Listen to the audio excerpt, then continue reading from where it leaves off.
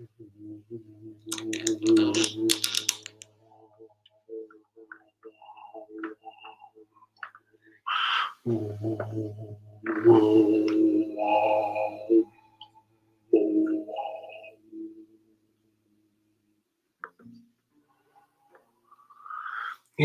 the hot show, and I don't know how it's gonna go. It's the hot show, and I can't guess what's gonna happen next. So come on and join in. Who knows when it'll happen again? Let's do the hot show.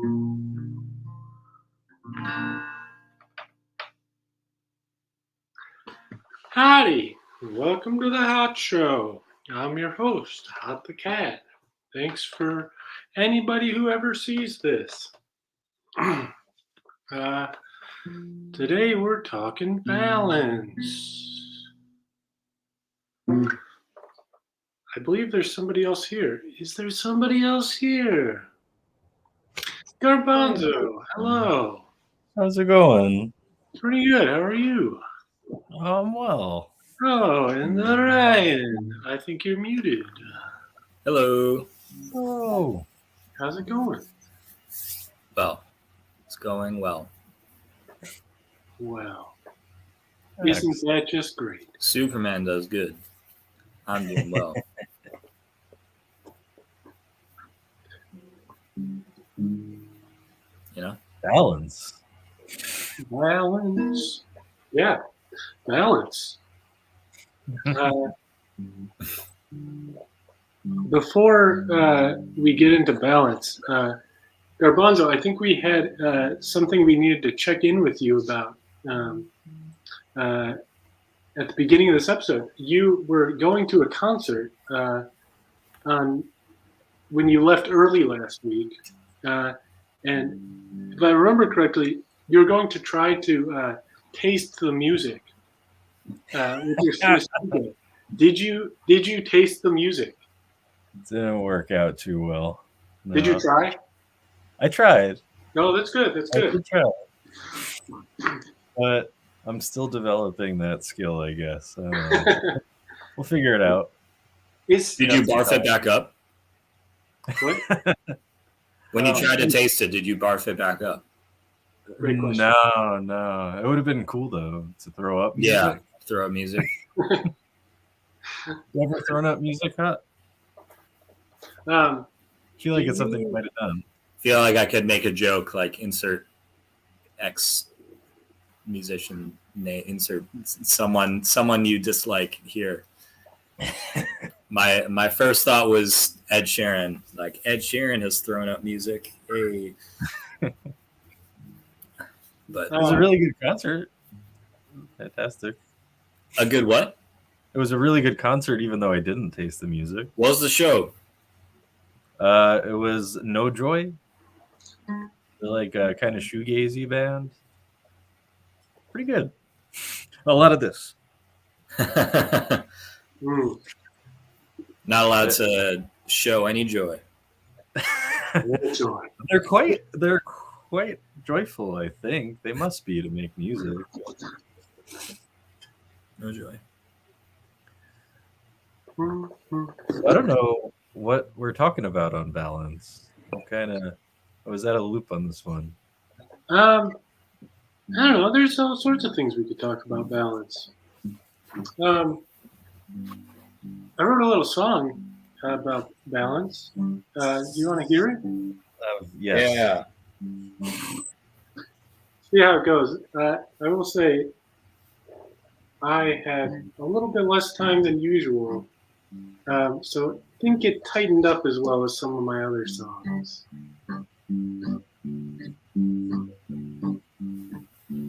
Balance, like a goat up on a mountain, talking balance. Like equal when you count 'em, talking balance.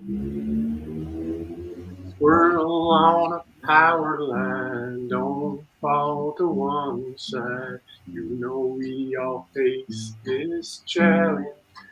Keep our balance. Like a turtle on its back, I'm talking balance. Like a seesaw laying flat, I'm talking balance. Like water on the great divide, don't fall to one side. You know we all face this challenge. Keep our balance. Ah, Thanks. that was fantastic. There's a, balance is an interesting thing to like think about and talk about, because there's so many different ways that you can think about balance. Like, I don't know, like there's like symmetry. Symmetry has a certain balance to it, but then there's also like the balance of, Whoa. I'm balancing my computer on my leg. great. And then there's also like the like balance of, I don't know, like life balance, like, I've been working on that one. have you I don't know what you Yeah. mean. life balance? Never heard of it. Just trying to keep life in balance, don't work too hard, don't get too stressed out, but don't have too much fun either. You could have too much fun. That could throw your life out of balance. Don't know anything about that. Interesting concept. I've come close to having too much fun. I wonder if someone who doesn't know the concept of life balance, if like you, Ryan, if you are more in balance than the average person or less in balance than the average person. Ooh. Do you know anyone? Yeah. Do you know anyone that doesn't know the concept of life balance? Possibly this commenter. Amy, are you? Do you know the concept of life balance? I will say. Oh, hey, Max. This year. Hello. Next. Do you know the concept of life balance? What? You know the concept of life balance. Life ballad? Life salad.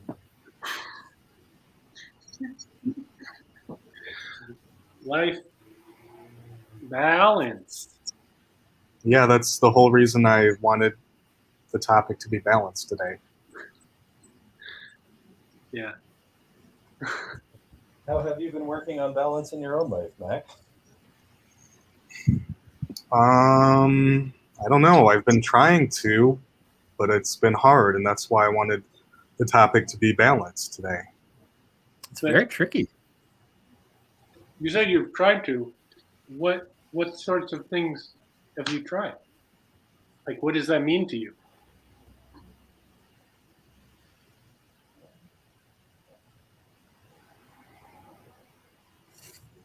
I don't really know how to answer that question. You just try to do all the things you need to do per day.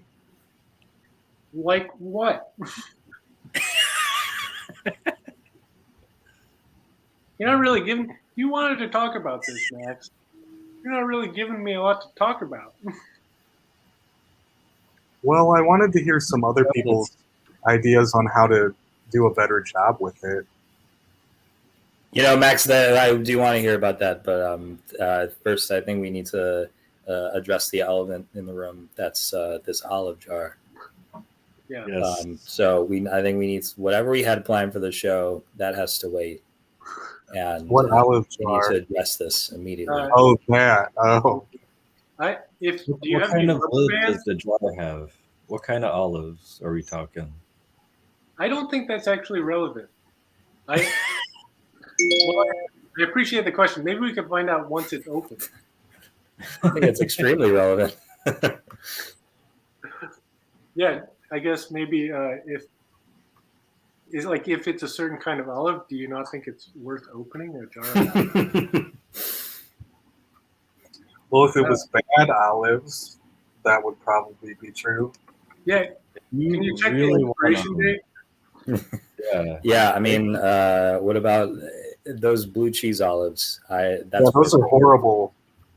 Oh, Blue cheese is terrible. more for me. I like the garlic stuff.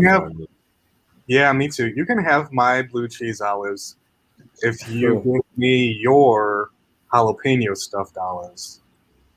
Cool. I'll send you my grape jelly with those too. Trading is kind of like a kind of balance. Yeah, that's true. Something that you don't like for something. Oh, hey, Amy. Hi, Amy. Oh. I think we're gonna see these olives. You logged in, you joined the stream, and immediately walked away. Well, my phone was playing in the other room. You guys ignored Max's question. I am struggling with a jar of olives, and I do need help and any tips. But I wanted to say, Max mentioned that it's like his idea of balance is like being able to get to all the things that you need to do. But I think that sometimes that's actually just like prioritizing, you know. And I have ADHD, so I'm also bad at that. So you gotta like figure out like what it is that's important, like in your day. And I actually like just talked about that in therapy with my therapist because my sister doesn't know how to work-life balance at all. I'm also bad at it, but she like will straight up like not eat or like not sleep, and I'm like, dude, like that's not healthy because it's like those aren't like rewards. Like self-care isn't like a reward at the end of the day. It's something that you need to do regardless. If that's what you're sleeping is something that is that I would kind of never the kind of thing that I'm talking about because it can be really hard to do all the work you need to do and also do self-care and forget having fun. I think fun can be included in self-care and sometimes in the things that you need to do. No, not in this case. For a while there, I felt like at work it was just so cripplingly boring at times that it made me like reach out and start really having fun with my coworkers. And like because I wanted to keep that balance and not just be super busy working, it actually made my days at work a lot of fun to just joke around and laugh, and yeah, it's so much better. Yeah, I would say the same here. I feel like I send a lot of funny memes to my coworkers, and at first I was just the new guy that was kind of weird. So I found some other weirdos, and now we both share. Well, there used to be more of us. We're dwindling, but you know, there's room for enjoyment in boring things sometimes. Yeah. Well, I think it's actually even kind of important to find enjoyment because otherwise, I don't know, I think it is unbalanced. If you're just like, obviously you need to get things done that are important, but like, if there's no enjoyment in it, then like, I don't know, it's hard to keep doing it. I will say some shit's just not fun, like your fucking taxes, but like sometimes, or like, you know, like, I don't know, like creating a budget or some shit, but sometimes it's like in that case, maybe you need to like bring like a friend in to do something with you, or like have on a podcast or some shit that you like don't mind in the background while you're doing it. You know, that does kind of relate to something that I was thinking about, which was being frustrated because I didn't feel like I could really do it all and also have any kind of social life. Yeah, I I mean, think I that's like an issue. bring people in to do stuff with me.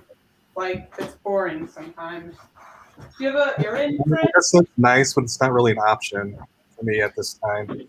I need to meet people before I can do that. Yeah, maybe. Or maybe, Well- like, you find people that are also in need of doing things. Well, I would need to meet people to find those people, wouldn't I? Yeah, I mean, like, sometimes it's like, I mean, I don't know. I've not met people that are like, they met friends in Facebook groups because they're like, hey, I don't know how to, like, fix this thing on my car. Like, and then somebody will come out and be like, hey, like, I don't, like, I know how to do that thing. Or, like, you know, we all have different skills that we can learn from each other, especially, like, on tasks that are difficult for us. Like opening a fucking jar. I might low-key ask my neighbor. He's like really Are you getting a good grip on it? I don't know. Could somebody Google like how to? I'm really gripping it. Do you have any Gently tap it on like Yeah, and run it under the hot edge of your water. counter. Everyone's giving advice at the same time. Run it under hot water and gently tap it on your counter until it opens. How am I supposed to tap it? Whisper it sweet nothings. Like kind of like the way I tap it is like you tap the lid. Like a 45-degree angle. Yeah. Oh, like to wedge it open? Not No, exactly. like, but it'll. You're not literally trying to wedge it open, but just to like loosen it up on the track. Don't use your phone though. Yeah. Like a rubber band around the lid might give you a better grip if you put a rubber band around it. I've heard of people doing that. I've done that It's before. like wait, the top under warm water, like all of it. The top, I'm like really struggling here. because metal expands in In the heat. the heat. The heat of the moment. I'm glad someone said that because I was about to say the heat of the moment. Same.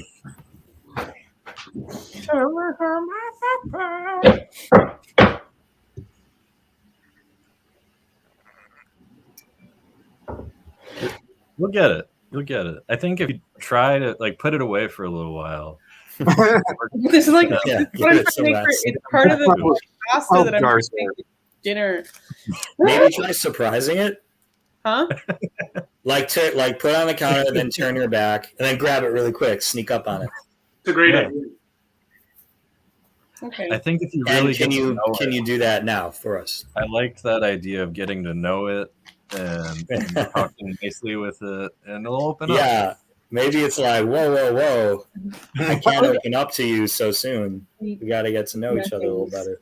Sweet, sweet nothings. Like, hey, where are you from? Come What to do you- this apartment often. It's a product of hurt Greece, Stuff apparently. jalapenos in you? Oh, How do you say hello in Greek? Hola.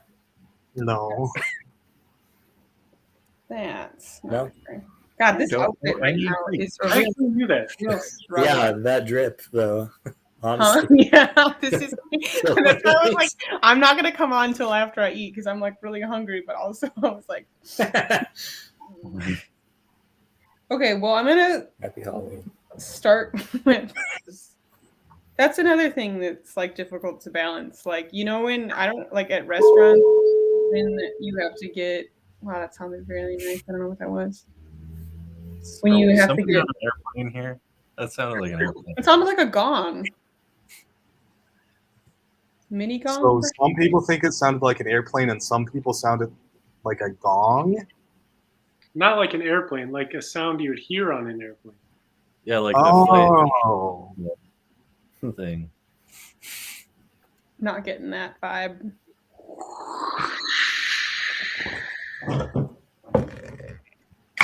Yes! Oh!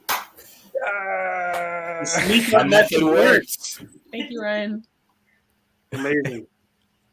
So what kind of olives are these? Patent pending. They're garlic olives. I'm Yes. gonna make Garlic a stuff. pasta. Essentially, it's like a pasta with pistachios Do you guys want an instructional video? Yeah. All right. I think we're gonna need one now. We've got capers. We've got olives. We've got pistachios. Oh, this is just a snack on. What is it? Pepper jack cheese. Are those olives from Aldi? Yeah, they are. I love Aldi. Me too. Everything's so cheap. And good. And the capers are from Target. They are. I live right next to a Target, and it is my weak spot. I often have to go to different grocery stores to get deals on things, and that's a form of balance. Is there an Aldi near you? It's like They're always. a 6-minute drive, and there's. Oh, I was talking to Michael. Sorry. Oh, Aldi's? All right, Garbanzo. No, I don't think I've ever been to one. They're probably the best place to find deals. And they have good quality stuff, too. I just found a really cool Russian market that's like close to my house. I didn't know that it was like the European market, but they have all these weird stuff for super cheap. I found a place like that in Little Armenia, which is really near me. There's a Armenian grocery store. It's a nice to get. Nice loaf of bread. Yeah, get this bread.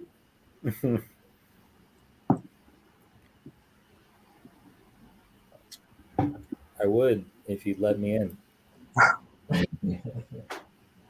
I mean, you didn't call to come over. Or offer to come over here and help me unhinge this jar. But I did it all on my own. I knew you could handle it. I'm going to change out of this Halloween Very sweater. happy about this. I'm feeling insecure about this sweater. You shouldn't. Oh, I have to plug in my computer.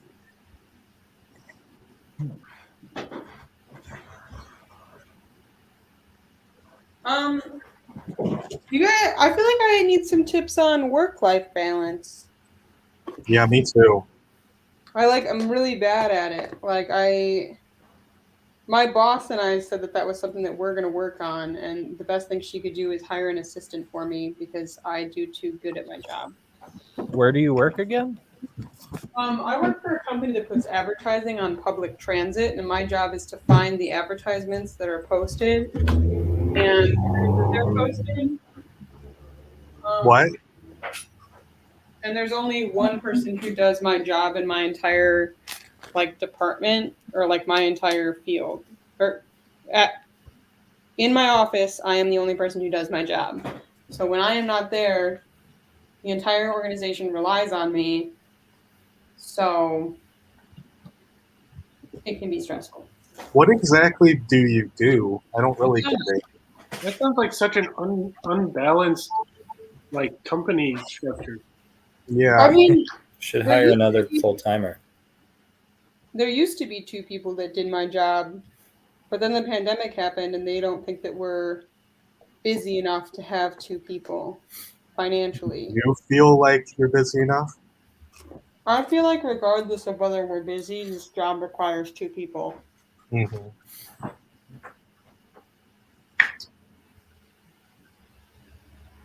I think a lot of businesses like to take advantage of people by making them do the work of 2 people. Yep. That is true. Do you find yourself picking up slack for people at work? At your job? Me? Yeah, anybody. Everyone. What was your question? I couldn't hear you. Do you find yourself picking up slack for people who aren't doing as much work and then you have to do more work? No, I don't work with people. I'm working Oh, as a freelancer. It's otter So- time. So I have to pick up my own slack.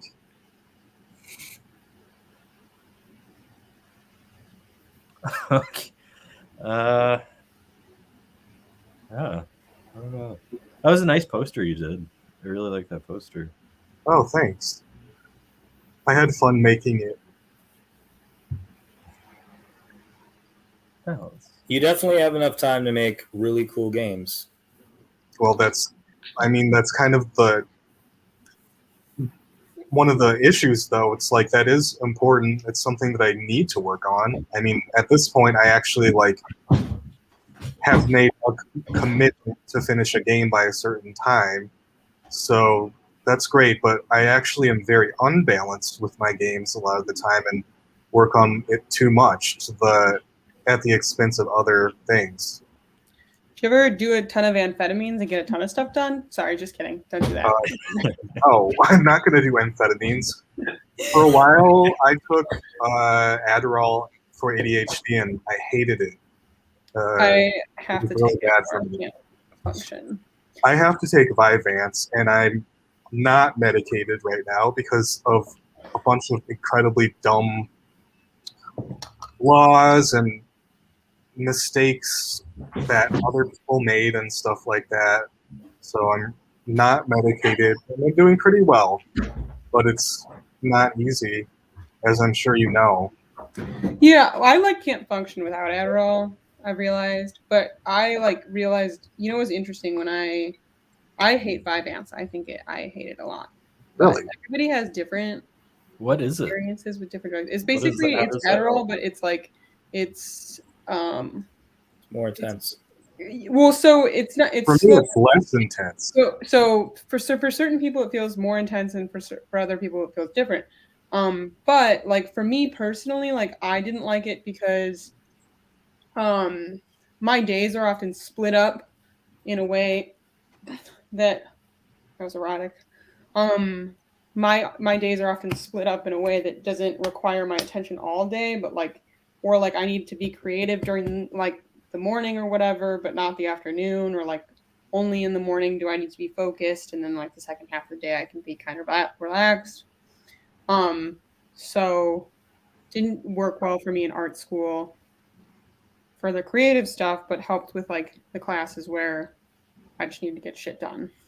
But it was so Vyvanse breaks down for 8 hours, but I've noticed that when I'm on my medication, it actually helps my anxiety, because it helps me take all of this stuff and bring it together. Wow. I didn't even notice you were doing that. It's pretty impressive. I can't even.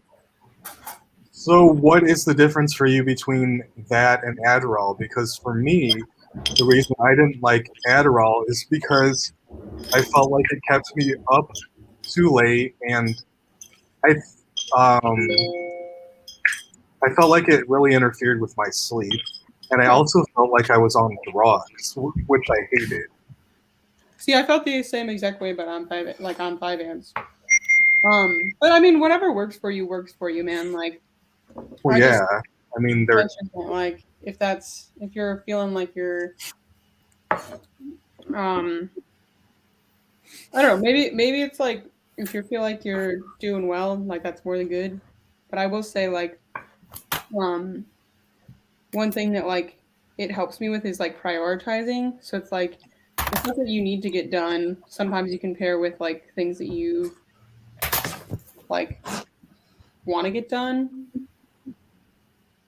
Or if I'll be as soon as it turns 7 o'clock, you need to stop working or something like that.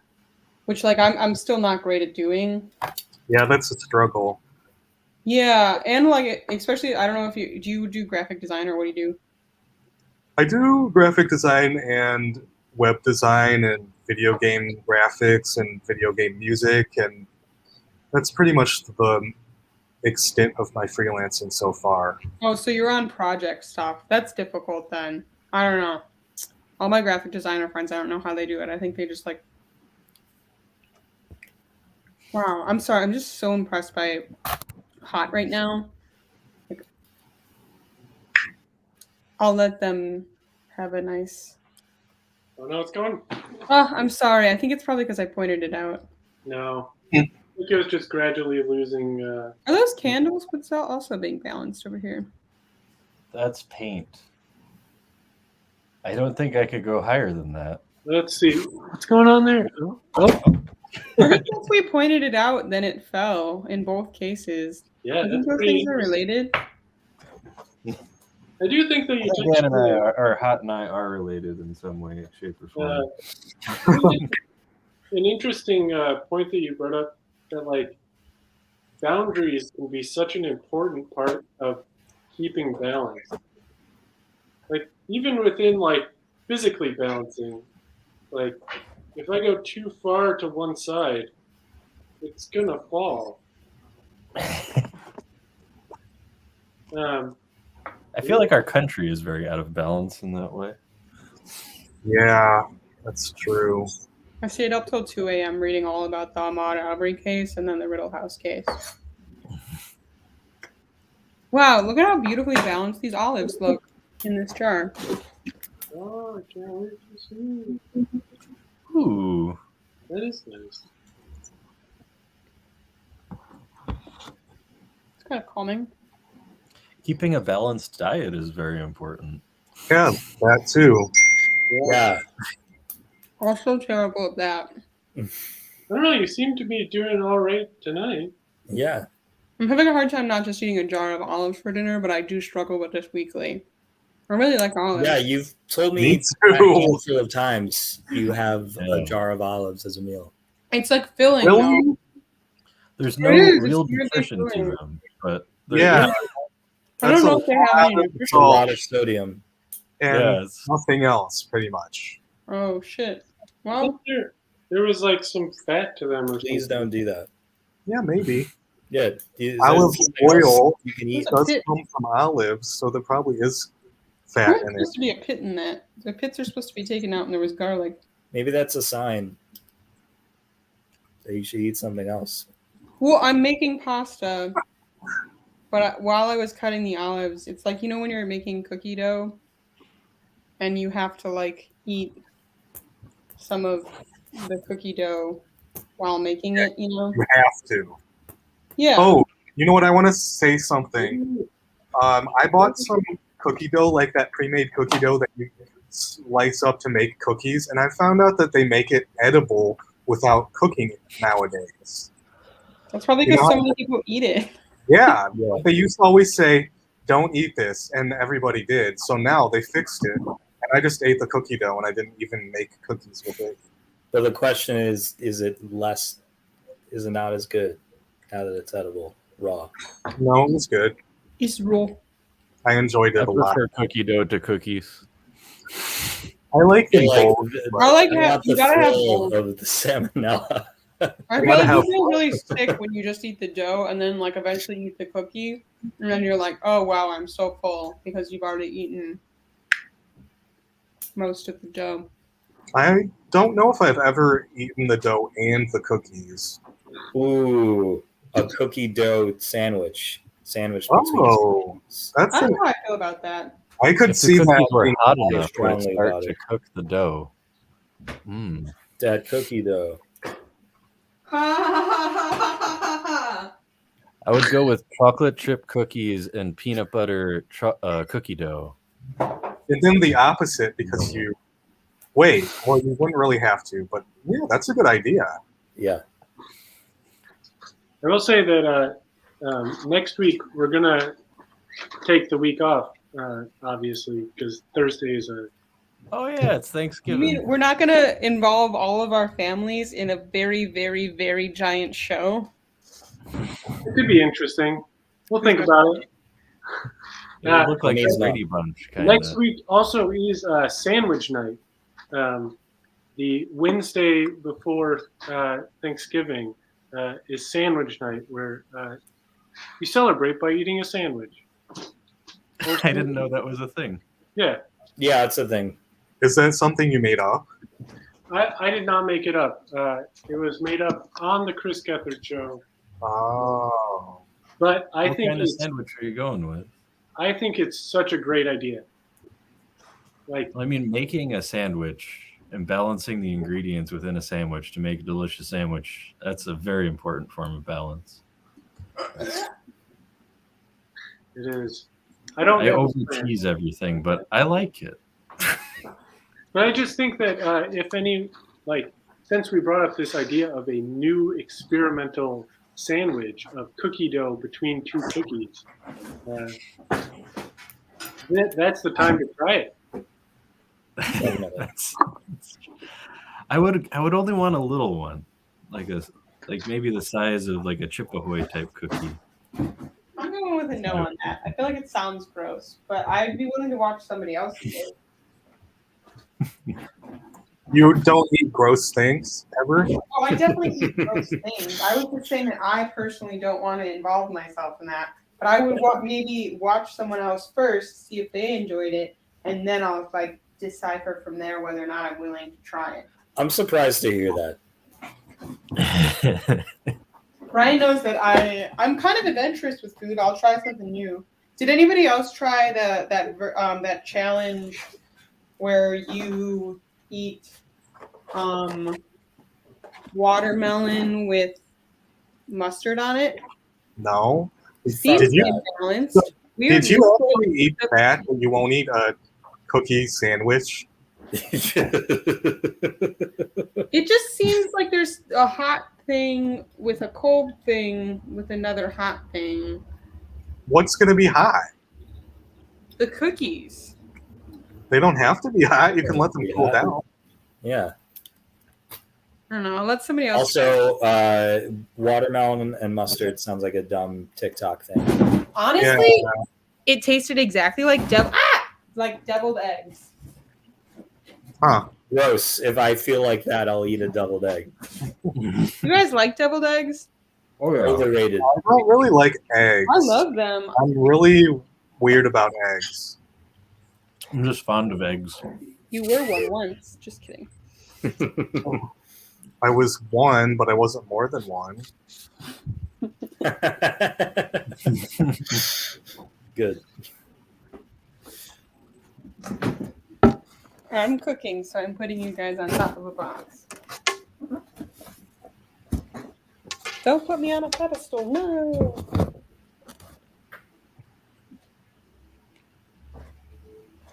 All right, so I put olive oil in a pan, and then I have these little cauliflower that I cut into cubes, and I'm going to layer them around and then flip them over with a flipper. Yes, chef. Should I mute myself so that No. it's not really loud? Okay.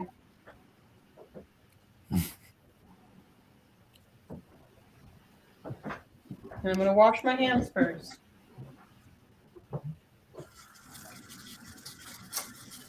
What kind of soap do you have? I don't know, it's from the dollar store. Are you sure it works? Fancy soap. Do you think anybody might be too compelled by the action that's happening on this show? I don't think so. It's just overwhelming thrills. Tell me more about the soap. You know what's interesting? I accidentally bought 2 soaps because I put it on my grocery list, and then I didn't intend to go to the grocery store. Instead, I went to the dollar store. So I got soap at the grocery. I got 2 giant containers of soap. So now I just have an unreasonable amount of soap that I will eventually go through. You didn't That's a remember good that thing you to do bought if you a buy them giant on container sale. of soap? Huh? That's a good thing to do if you buy them on sale. I didn't. Wow, It was on sale. It slipped your mind that you had already purchased a large bottle of soap? It wasn't. Well, I think my issue was that it. I spent a long time looking at the soap to figure out whether it was dish soap or not, because I was at Target and the packaging design was kind of different, and it was different from the kind that I usually buy. Because I was just like, oh fuck it, I need soap. I'll get this. And then, so now I have an imbalance of soap in my house. Not a bad problem to have. That's fair. At least you won't have to buy it again for a while. Huh? At least you won't have to buy it again for a while. Yeah, it'll probably be another year. And not like I don't wash my hands often, but it was a very large container. Well, one of them was, and the other one's medium size. I just found out that I have a new niece. Yay! Bum, bum, Oh my bum, goodness. bum, bum, bum, bum, bum, bum. What's her Ow. name? Matilda. Wow, Matilda. what a great name. Yeah, Yay. she's a Scorpio baby. She's what? Uncle Hot. She's a Uncle Scorpio Hot. baby. Uncle Not Hot. Danny DeVito. Yeah, I don't know if Oh, they consider Uncle Hot. Danny DeVito. Every What day about when I go to Davita? work, there's a tiny Danny DeVito Danielle. somebody's Didn't know window, that and it just like it's a little life-size cardboard cutout of Danny DeVito. And every time I take the train, like I get to see tiny Danny DeVito looking at me through the window, and it brings me a lot of joy. Well, actually, so I used to see it every day, and then I think the person moved to the building above, so only when you get out at the station you see it. But I got to see it today, and it made me pretty happy. Love that. Do you guys like the movie Matilda? Yeah. I liked it when I Scared me watched as a it child. last, but I don't. The I Choki haven't watched it terrified for a long time. Everyone's talking at the same time. Oh, Everyone answer you know what? individually, likewise. That cake in that movie is the best looking cake ever. And there's a recipe, yeah. a YouTube recipe to make that cake, and I want to do it. I hope that it's sized that you have to make it that large. Bruce, We can- Bruce. You can always modify the recipe. No, I think that you always conditionally have to make it that large. Or what? Or you don't make the correct recipe. And Yeah. it doesn't work that. Or And don't they're even designed for bother. a single serving. I don't know what like cultures everybody grew up in, or like what like ethnicities each person is, but like if you guys have a dish in your family that's or like in your culture that like if you make it incorrectly, like you're not allowed to call it that dish. No. No. I'm trying to think of an example from my family, but we're white people. We're Irish, so Like muffins. no, I'm talking like Oh, that's a good balancing job. Like if you make the muffin wrong, you have to call it a cupcake. Oh, I put too much sugar in. like a specific recipe. I'll think of it. There's a Spanish dish that I can't remember the name of that was an argument on the internet that I remember being like, oh, okay, so it's not. Oh, it's like the specific name of it is like something. It's like made with tongue, but if you make it with beef, then it's like they're like then it's not still called that original thing, but I can't remember how to pronounce it. So if anybody speaks Spanish or is Hispanic and knows the name of the dish that I'm talking about, please help. I'm half Cuban. Lengua is tongue. I'm part Brazilian, but that's not really Hispanic. And usually tongue is beef tongue, but I guess I can see what you mean. It's not like the same dish because it specifically has to have that specific. Okay, yeah. So like, or like it's like if you make a sweet potato casserole without mayonnaise, then it's not.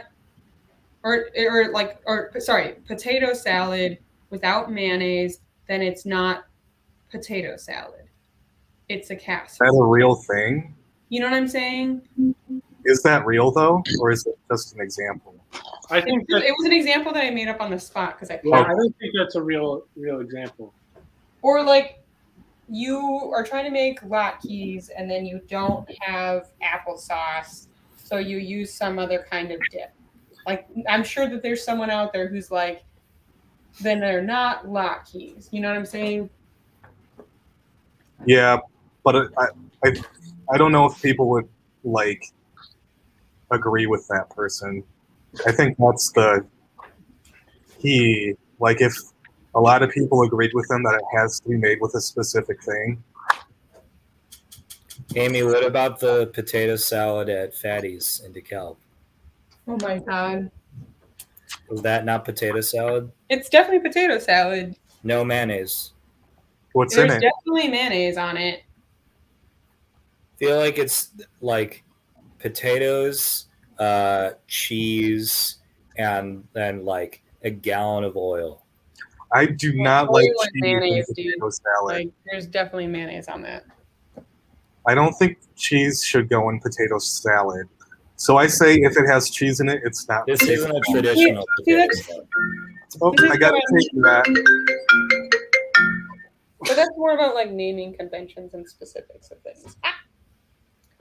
It is very difficult to build a castle out of cards when they're bent and worn. You know, See, don't also like- if they're new and slick. I think it's Can just I difficult. ask a not balanced question to the group? I'm curious what an unbalanced question is like. What is everyone geeking out on at the moment? Geeking out on. So there's something you like recently discovered that you've just been like Hot told me about Joe Parra, or and a I show love Joe or a band. So Yeah, I then- heard a little bit about your interactions about Joe Parra. He's pretty That fantastic. Made me I very think happy. everybody should watch that one. What about you, folks? I've been getting really into like old NBA dunking videos. Oh, interesting. Like, and just like the history of like NBA and like who are the best basketball players of all time and like why those are like such big debates. But I watched like a video that was all about like the most disrespectful dunks of all time. That's what I'm geeking out on.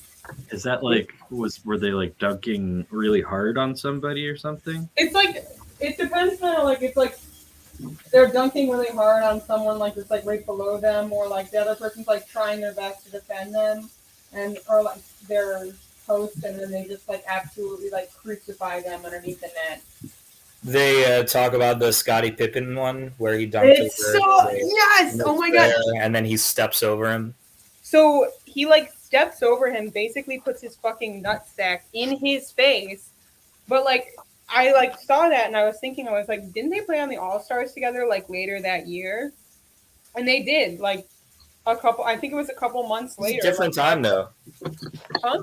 It's a different time though. There wasn't like the NBA today is all like rah rah. We're all friends. This is a fun game. We're all playing together. We're all part of a community. And in the 80s and 90s, it was just and into the 2000s, it was just much more brutal, like less friendly. Yeah, like Different time. I don't know, that was kind of interesting to me. Like I don't know, I just can't admit, like, you know what I mean? I feel like it seems difficult to like go in to a game like you know what I mean? They have to like play against each other, like or like with each other, like later on that year, you know. So like I don't know, I found it like wow, that's a huge disrespectful dunk, but also like it was like just really cool to like I don't know, like it's an interesting like part of history. Mm-hmm. Plus, Have you like, watched The Last Dance? I haven't yet. It's gonna be like it's on Netflix. I mean, right? yeah. I mean, if you're interested in the history of the NBA, that's even if you're not like a basketball person, I highly recommend. I'm going to the Bulls game next week. I'm pretty excited about that. Really? Oh, that'll be fun. Yeah, my Is sister it got, the Knicks game? Or No, sorry, is it the Heat? Let me double check. I gotta see. I know they're playing the Heat next week at home. Actually, we're my family might go to that game. Oh, really? So I'm going Because- with my sister. Ethan's going to be in town. He went to the one the other day, right? In LA, yeah. Oh, I thought he was in Chicago. No, he's in town Monday. I wish that there was a better way that they showed like schedules of teams. There's so many places you can see No, it it's just clearly. like the formatting. It's like people who work in sports like don't care about graphic design sometimes, and it bothers me. Like you have to go to What site are you on? the Bulls website. Oh yeah, it's the wrong place to look.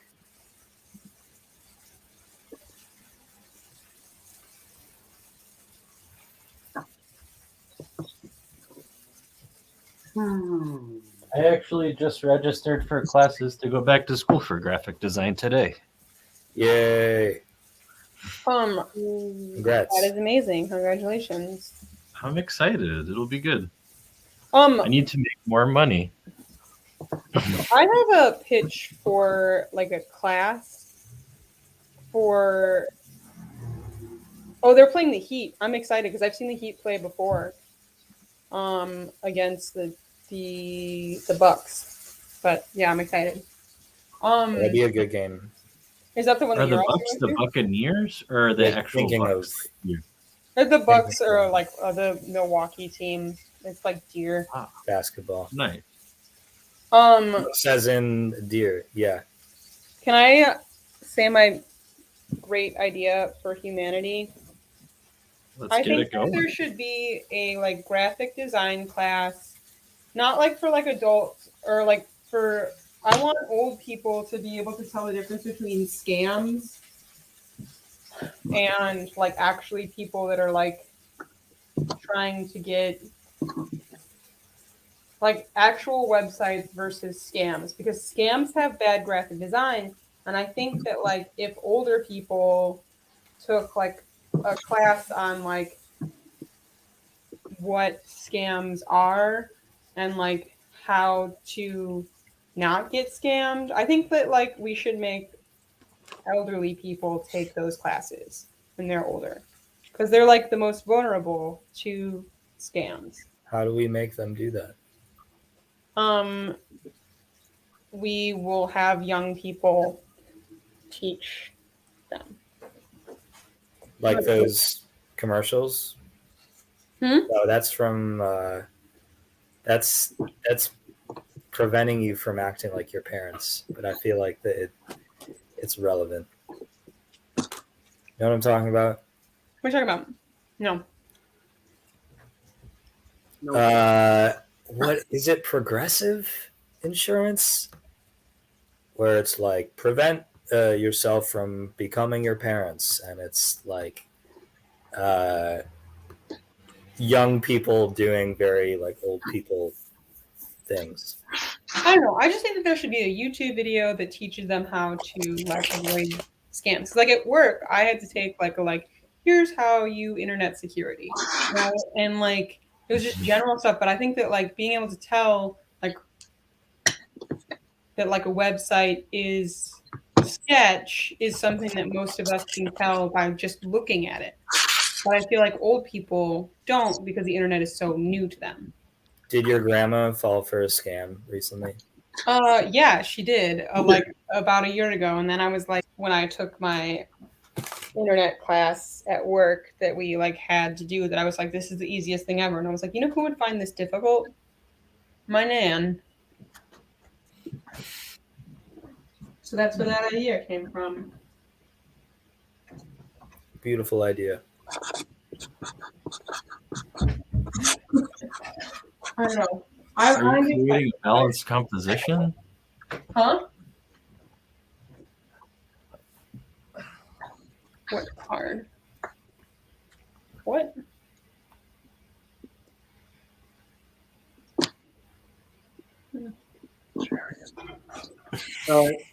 Does anyone else have drawing material around them? No. I just have cooking material in front of me. I have an idea, Garbanzo. I'm gonna draw something, and then you make yours symmetrical to mine. Oh, that's tough. Do the best you can. Because that's going to be like an oval.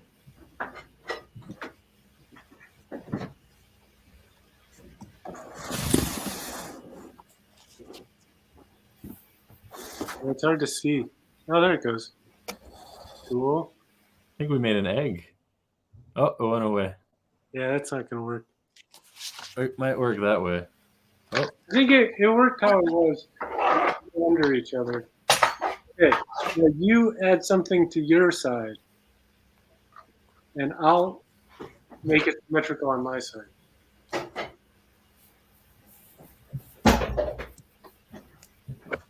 Dan, Hot, what have you been geeking out on? The thing that I've been geeking out on the most lately is a lone cornmeal machine. Yeah. wait, a corn? Can you explain further what that is? Yes, it was a duo of people who made short, like 3-minute animated films. I'm sorry, can you repeat yourself? There was a loud clamor. Hold on, let me just work on this. Yeah, you're causing the clamor. Oh, nice. Wow. We're That's so getting there. nice. Now you got to add something. Okay.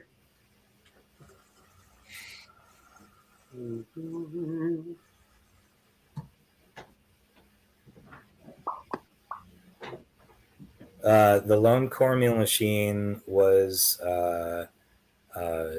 two people who made videos, and they're goofy and profound and thought-provoking and Just beautiful. weird. And if you watch How To with John Wilson, a lot of them have the energy of that. That's a great show. I love that one. I've never seen it. How To. If you like Joe Perry, you would probably definitely like it. 100%. That's been on my list of things to watch. However, please don't hate me. I don't really like Joe Perry. It makes it like it's just. I could see that. Yeah, that's fine, but just know that you're extremely wrong. You know what? I feel like it's my personal opinion, and I hate when people say wrong. I think that I can. You like what you like. I can imagine that Joe Pera would not gel with your personality as well as with my personality. Yeah. It's just that he takes so long to say things that, like, my impulsivity of ADHD is like, oh my God, say it already. I don't know if that makes sense to other people. Great. All right, your turn. Unless you want to start over. Oh no, I'm gonna add to it. Cool. One thing I do really appreciate about Joe Pera, he said this in one episode, and I have thought about it since. He said, I don't like to waste kinetic energy. And it explains so much about him to me. Because he doesn't waste any of his energy doing anything except for the thing that he is doing. So he's taking it slowly and doing it fully. And there's something about that idea that is so amazing to me and so good. Like here I am just like, moving my hands around as I'm talking and stuff, but like it's not really necessary. Everything he does is very deliberate. Yeah. Is it though? Yeah, I think so. I think it is very deliberate. Do you not think so? I've only watched him like twice, but like I don't think that that's possible for anyone.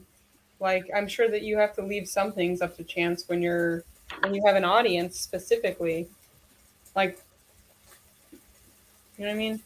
Yeah, but like he has an audience that participates on the show, right? No? No. Am I thinking of someone different, Ryan? I don't know. It sounds You're, like you're the one who describing- showed me Joe Pera. Yeah. I don't know what you're thinking of. Not a mind reader. Am I thinking of someone? No, I'm pretty sure it's the same guy. Can we pull up a No picture? audience. Can we pull up a picture of Joe Pera here? He's like an old man. Oh man. Had to make it difficult, huh? Wow, that's really All right, let's big see. one. We'll chat later and figure out who it is that I'm thinking of.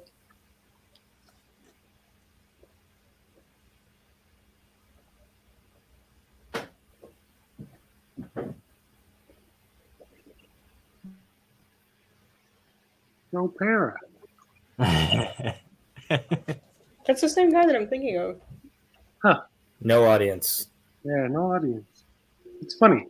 I wonder Means what- you need to watch more of his show. It like made me uncomfortable, so I'm not gonna watch it. But you guys, Have you seen Nathan for You? I love that show. I've seen It's some, fantastic. I saw one episode. It's weird that you like Nathan for You, but not Joe Pera. I feel like I've never met someone who likes that show, but not. Can you get Joe Pera away now? I need to look at this. You can't even make eye contact with him because he wears his glasses so low on his face. I don't know why. He just gives me the heebie-jeebies. But maybe one day I'll come around. And I feel it's weird because other people find him quite comforting. Yeah. Yeah, the one where he talks you back to sleep is lovely. Love that. I love when he talks about pouring liquids. And he asked the guy who's a professional liquid pourer, like, "Do you ever have trouble sleeping?" And he's just like, "Nope." Do you think that exists, a professional pourer, like for real? Is that a job? There's no one who's like that's just their job is pouring liquid. Like there's people who are in commercial who are tech, but like no one's like, yeah, I just pour liquids and make $40K a year. That's a good I'm one. sure that there probably is, though. You know what I mean? But it has to be a very specific kind of liquid. You have to have a steady hand. Yeah. I mean, Honestly, his liquid pouring didn't really impress me. Yeah, he wasn't that great of a liquid pourer. Yeah, it was like kerosene or something, or like, oh no, it was like motor oil, I think. yeah, I think. And it just like glugs like normally, like you would pour out. Is it that he did it in a way that wasn't satisfying to watch, or was it that he did it wrong? It wasn't not satisfying, but like it just was. It was a standard pour. Like it was like I didn't watch it and was like, oh, this guy's good. Yes, got it. Somebody whose profession it is to do that. I mean, you gotta be really good. You gotta make it look good. Okay. Not probably perfect, but we'll see how it goes. Oh, that is perfect. Yo, I love it. Oh wait, what's happening to this person? I thought it had to be like really symmetrical. Oh yeah, I guess I should have gone the other way. I think it works. For symmetry. I think there's one more. I think there's one more revolution to happen in there. I was going like nearer, but symmetry is a little bit different. He should have been facing the other way. I thought that meant that you had to draw the same guy, like upside down. I did. Oh, It's for not some that. reason I saw a butt. Oh no, it's the same thing. Wow, that's pretty good. Close. It's like when you pulled it away, it looked smaller. My bad. I'm off my game tonight. Let's see. What can I do here?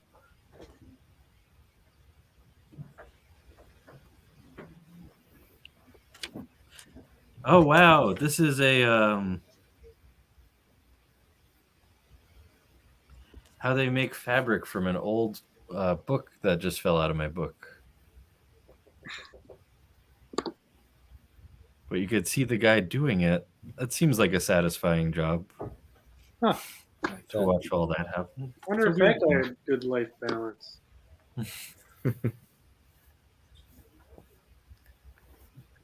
I had a video that talked a little bit about work-life balance, but I'm unable to show it. Oh. How is my liquid pouring? Everyone judge me. Oh, can we get that full screen? Oh. Not my best pour. Yeah, there's a lot of foam in there. I was trying to make it visible so that everyone could see. Panicked. I think you're doing an excellent job at pouring. Thanks, garbanzo. Okay. Let me see what we can do. Did we lose someone? We lost Max like half an hour ago. Did he say that when he was logging out, though? No. He said he had a call. Yeah, Oh, that's right. his phone rang and he said he had to take it. Oh. I hope it's something cool. Yeah. I want to say, I feel like last week we had some trolls that were being kind of mean and rude in the comment section. And it was nice. Max reached out to me and asked me how I was feeling. And I feel like I was like doing fine. And I thought that was very nice of Max. Yeah, that is very We nice. had trolls on the hot show? They were like Happened. like the worst kind of internet trolls Mm-hmm. who use words that are not nice. Oh. That's never happened before. No. I have to say that Amy, you handled it extremely well. Years of bullying, my friend. I'm so sorry. I saw this like TikTok recently that was like, "Oh wow, like you're such an adult at such a young age. You're so like wise." And it was like, "It's the trauma, baby." And I was like, "Oh God, this is relatable, but funny." You can learn a lot from trauma. Yeah. You know what? Like, I feel like at the end of PTSD therapy, they teach you this thing like about like how to like. Not like I feel like it's not helpful to view like your trauma as like something you're thankful for, but like I think like I've always thought like, at least like I chose to like go through therapy and then like also I'm able to help others because of that, Oh, it's my move on this?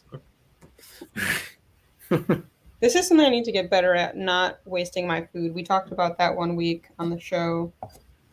And I'm trying really hard to make sure I eat all my fresh fruits before they go bad.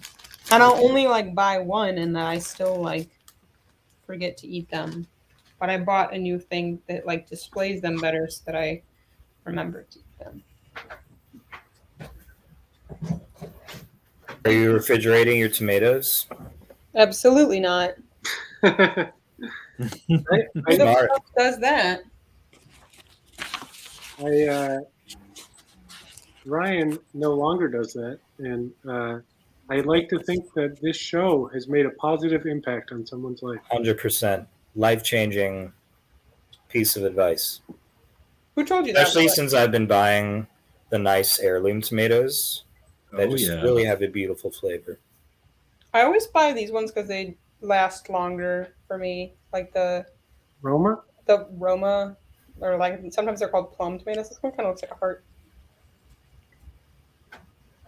They You just should seem like treat they last. yourself to some of the bigger, fat I actually, tomatoes. this is gonna sound weird. I don't really like the bigger ones because they like the So good. I like the crunch of the aroma tomato also.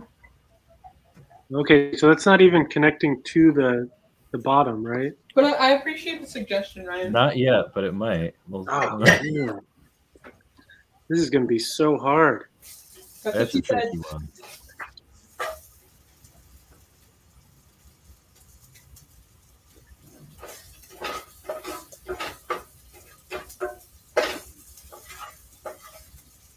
All right, so I'm grilling up, or I'm put in a pan the olives and capers with garlic.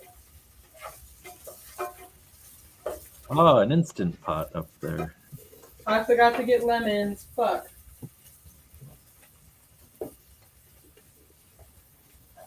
Am I the only one not in Chicago right now?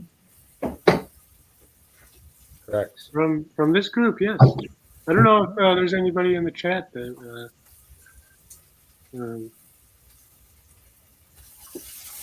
Yeah, I don't know. I want to visit Chicago pretty soon. It seems like a cool place Good. to visit. Come visit. I will at some point. It'd be fun. We could have a It's a long drive, but live hot show meetup. It'd be so it'd be nice to nice. do a live hot show. Can we all sit around like as if we're like sitting around like an old radio show where we all sit on the ground? Yeah, let's see how I did. That's that. I think you got it. Can you make them look like they're dancing on the ground? What? Oh, yeah. Like they're a pair of pants? Yeah, I can do it down here even. This is bringing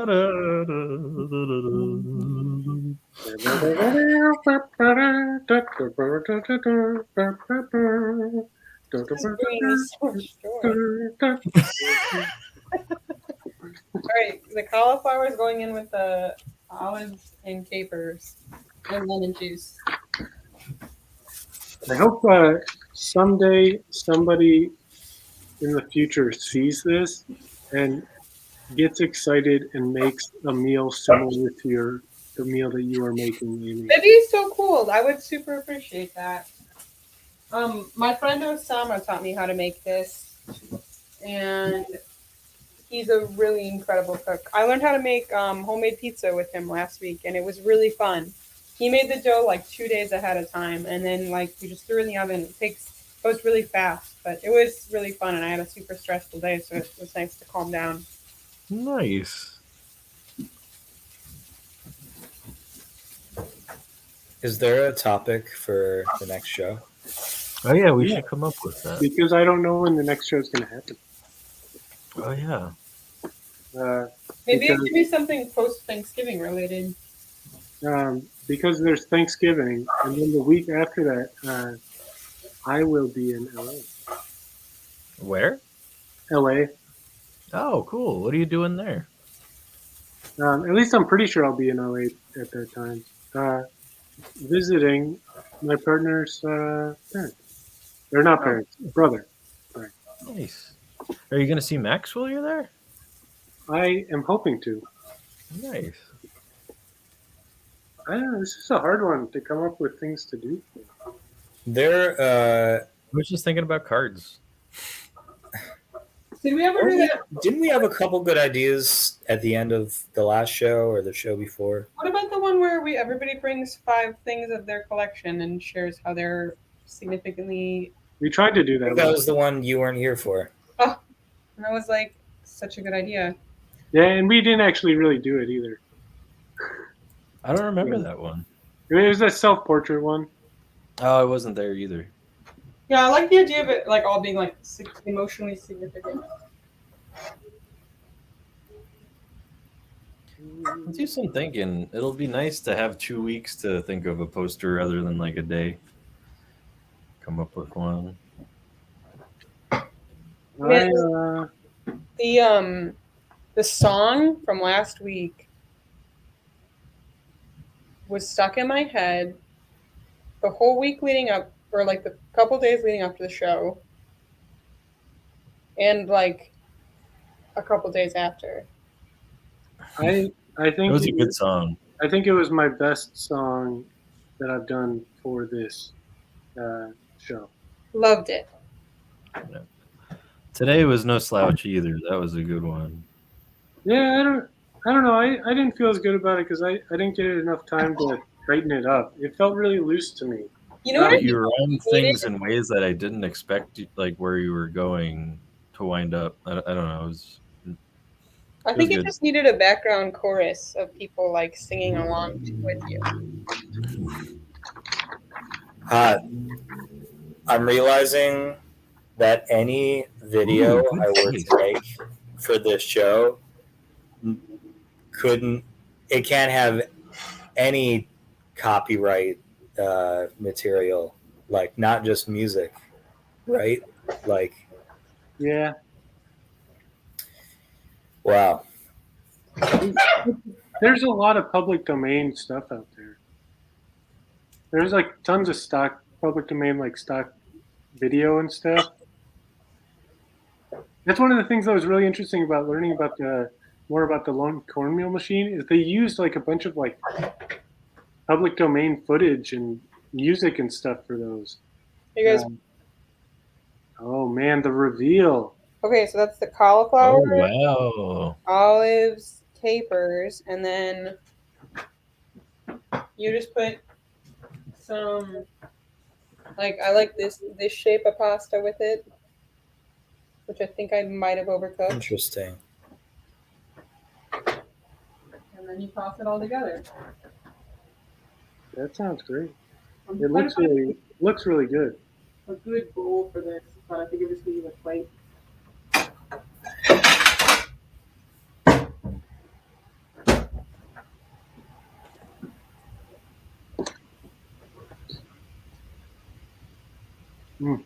Great.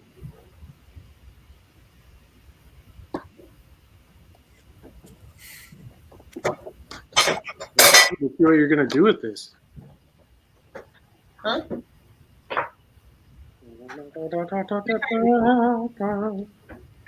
Who knows what will happen? I haven't a clue. Who knows what will happen next? The end music was in my head the other day too. And Oh, what can you do? I'll be in the bar. You can be in the bar, and I'll be in Waterloo. A horrible song. You got stuck in your head. Until then. Could we show one of those videos on the air here? I bet we could get away with that. I feel like it's not copyrighted, and we should show what we're talking about. Yeah, I would be happy to do that. Can you bring it I'm a gonna look little up bit the closer? video to show.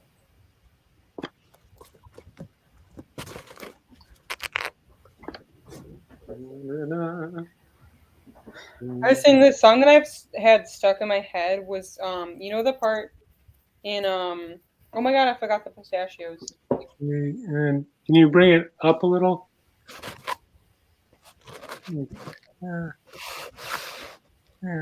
In The Wizard of Oz, when they sing that song, we represent the Lollipop Guild. That was stuck in my head all day today, and I just thought I was going fucking insane. Lollipop girl, lollipop girl, lollipop. And I was like singing that in my head, going fucking nuts. Do you think they're unionized? Like they must be, the Lollipop Guild. Probably. I bet they get pretty good health insurance. I hope they do. I don't know. They're ruled by like. No, they're ruled by the Good Witch. I'm pretty sure. So they're probably. I mean, if they're like, yeah, I don't know. They're up to some crazy stuff. It's pretty dangerous job. Looks like they made some pretty beautiful.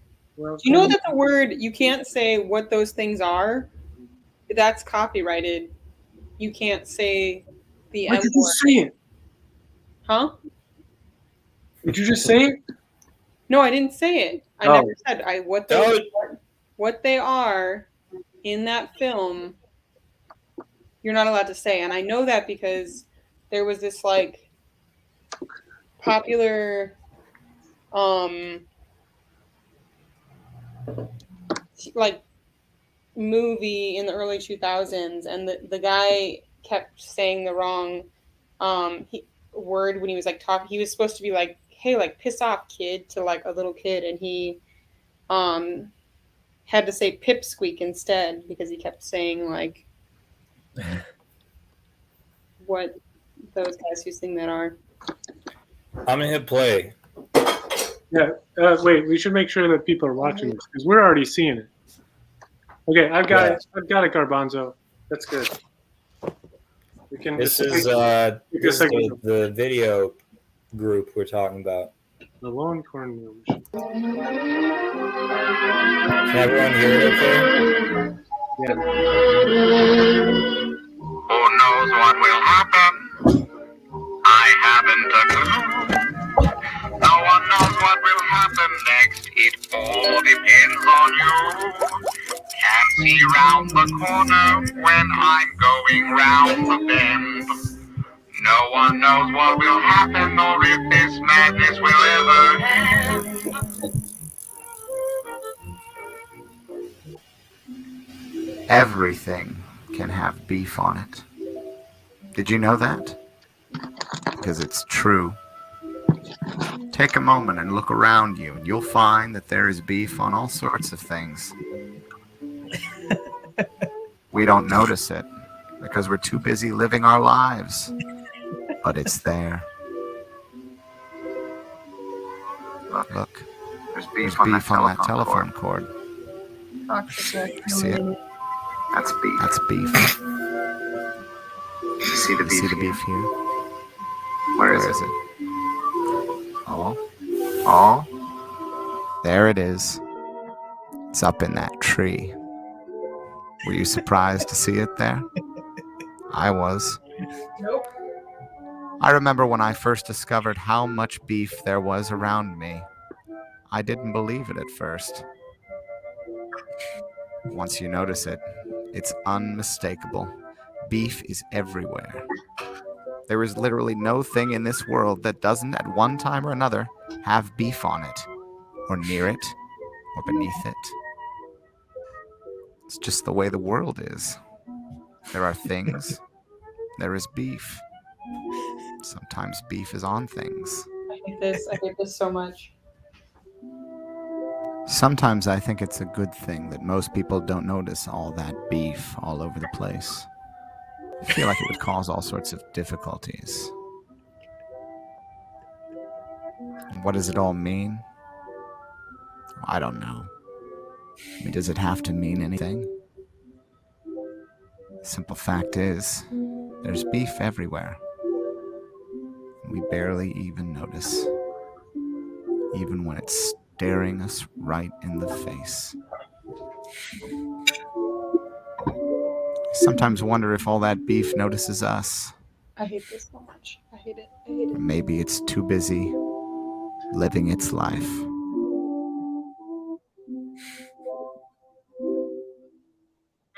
Oh, what can we do? You can be Napoleon and I'll be a Waterloo. We'll be back to fight again someday. Till then we'll just be on our way. I didn't know that existed. That made me so uncomfortable. It does. You guys find that calming and stuff? Yeah, kind of.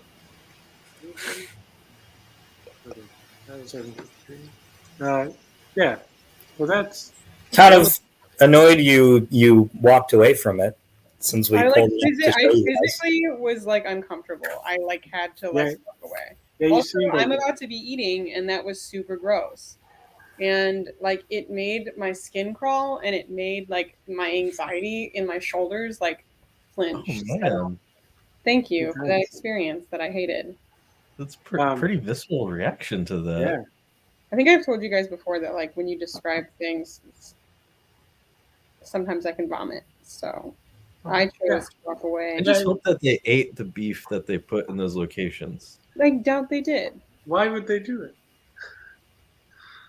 Like they would cook off the germs. I suppose. They cook- But it Yeah. also- They did say they like vigorously cleaned all of the surfaces they put the beef on. Yeah, they did. It's a Right. phone thing. I don't know, man. I And a kid's like plaything, like, ugh. There's probably germs inside of there from the 70s that you can't get out. Oh, I'm sorry that you guys all enjoyed that, and I mean, it's over. I feel like you're like not everything has to be nice. yeah, I know. I just personally like I could not handle it. Yeah, and I would say on the flip side of that, not everybody has to agree and enjoy things. Yeah.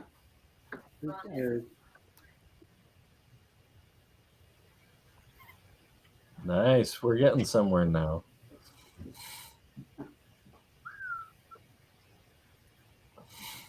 Oh, interesting. Send a photo I of it. really enjoy that matching. Hmm. You're like on the Come up same with fun wavelength. games here on the Hot Show, I think. I like drawing stuff. You know what? I will say that did make me uncomfortable, but it left me with a lot of thoughts. Like, I feel like every time I go to like an art show that I'm like, man, that made me physically uncomfortable. It's like really memorable. And that's what I think about like every time like I was in a critique in like art school where it was like, man, like that was like horrifying.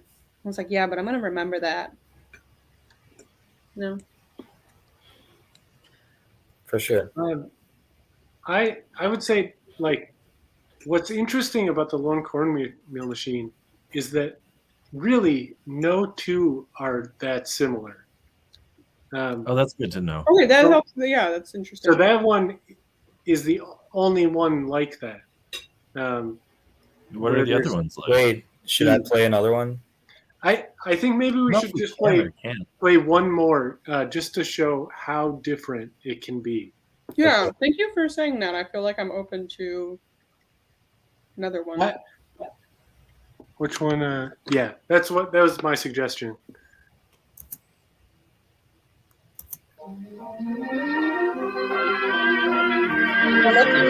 Are these people from Who knows what will happen? I haven't a clue. No one knows what will happen next. It all depends on you.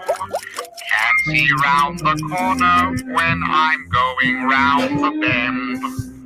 No one knows what will happen or if this madness will ever end.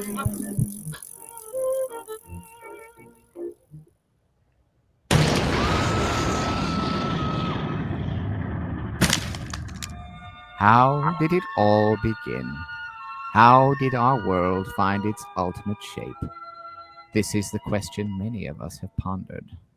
They say that in the beginning there was the end.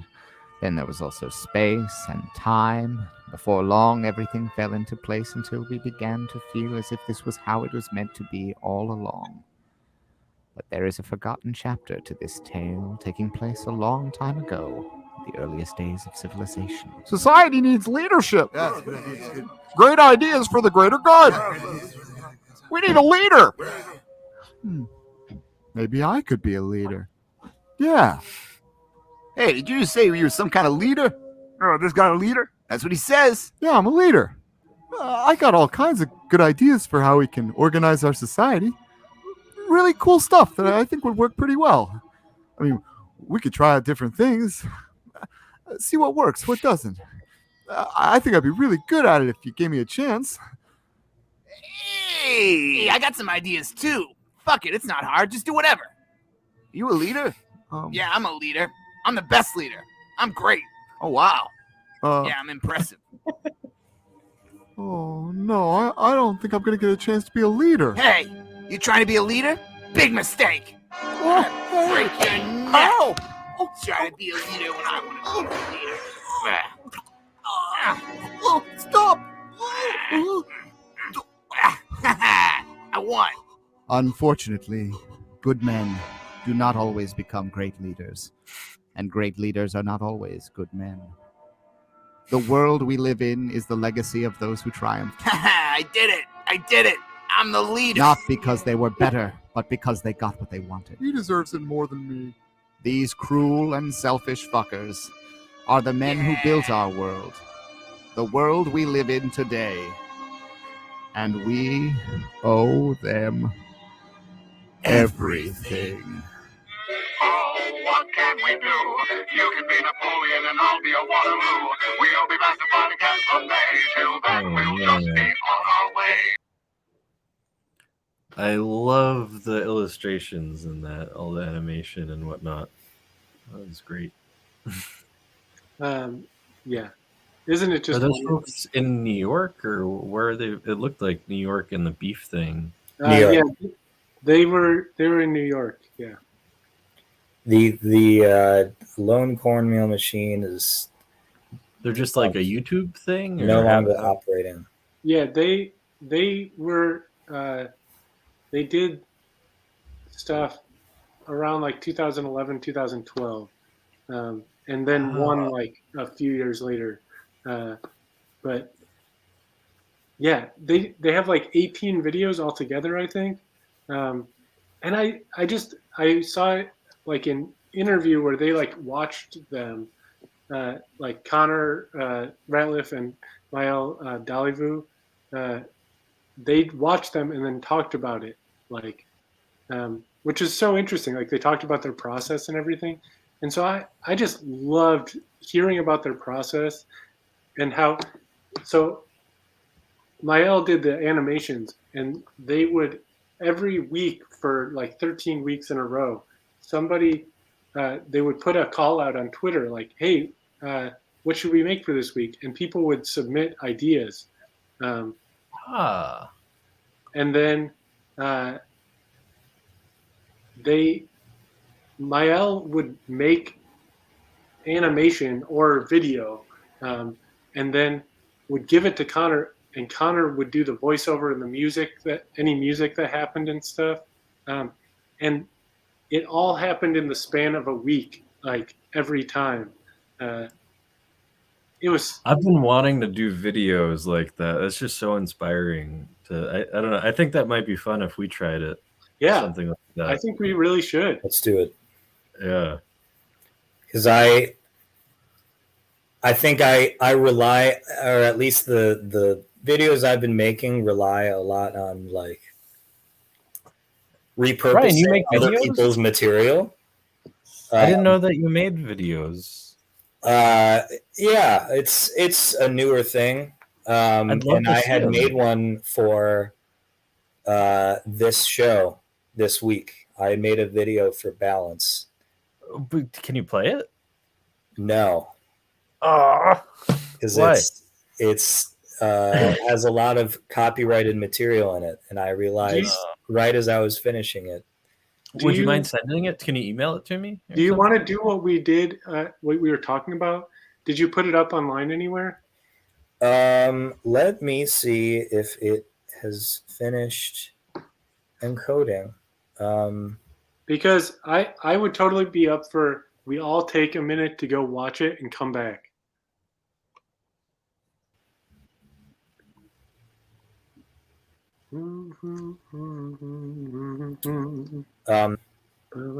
Yeah, I'm in the middle of uploading it right now, so I'm down for.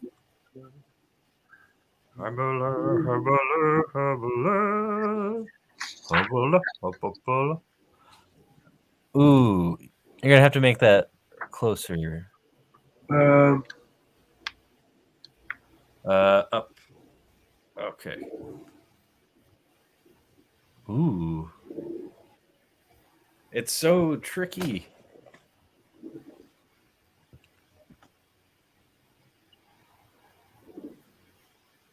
Do you remember how many lines you put on? I did not It's gotta count. be exactly the same.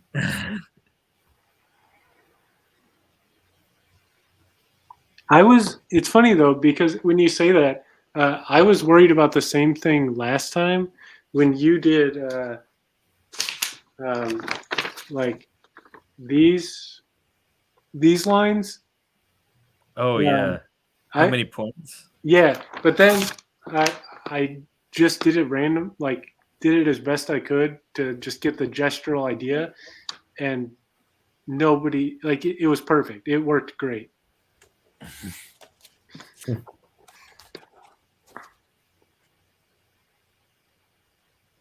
Oh no, what's? Oh yeah, interesting. Amy, I have a CTA question. Sure. Sorry, I lost my internet. What's all this hubbub about the new red purple bypass? So that was proposed a long time ago, and it's interesting. The north side of Chicago has accessibility and faster train times than the south side because years of systematic pressure. That's my assumption. But the south side only has the red line going north-south. And they're essentially, so on the north side of Chicago, I'm going to pull up a map of Chicago. I feel like that might be helpful. Or can somebody pull up a map of the CTA? Do it. My first year in undergrad, somebody was from Chicago and totally obsessed with the CTA map. It's a really I made art based on it and stuff. obsessed with. Like, I think that accessibility with public transit means like equity for different people, and it also means that like accessibility to jobs Man. and all sorts of stuff. Like, I don't know if you guys remember in the presidential debate when they talk about, or when there was Kamala Harris was debating Joe Biden, and even though they like are together now, when she was debating against him, like she said that like he opposed busing in I can't remember where she's from, but like this, I think she's from LA, but I can't remember. And he opposed busing in the area that she was in, and like that basically changed her opportunities in life, like because she wasn't able to reach different places because her parents didn't have a car. So I don't know. It was interesting because she pointed out that like he had made a mistake by not allowing budget for public transit. We definitely need more public transportation around here. I can tell you that much.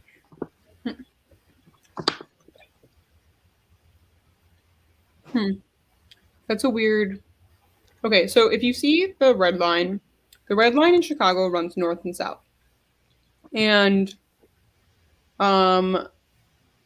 obviously there's like the east side of Chicago is Lake Michigan.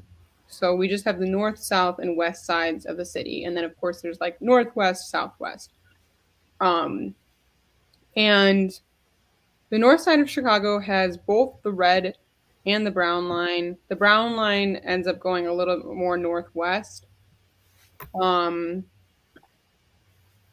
Which is like kind of similar to how the green line works on the south side. But during rush hours between, I think it's 7 a.m. to 10 a.m. and 3:30 to 5 o'clock, the purple line runs the same as the brown line and then the red line. So as far as like accessibility, the brown line serves mostly white upper class people, and as well as like some of the north side red as well. So what they're trying to do is include that also on the red line south, so that those like the people who are on the south side can also have a train that they don't have to take like hours and hours to get home after work. And it's not like hours and hours, but it's like sometimes like the other thing that happens is that like so the South Side Red Line, if there's a problem where the train is stopped for some reason, you just have to wait. And also like there's no buses that are like parallel as well. I mean, other than there's like the State Street bus, but if there was a problem on the Red Line on the north side, people could just take the Purple Line instead.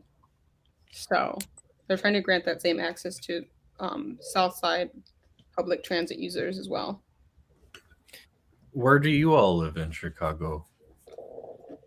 I live on the northwest side, off the Blue Line. Okay. What about you, Hot?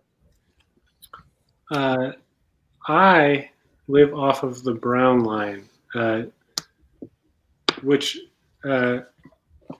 makes me feel weird because of the description that Amy accurately gave of.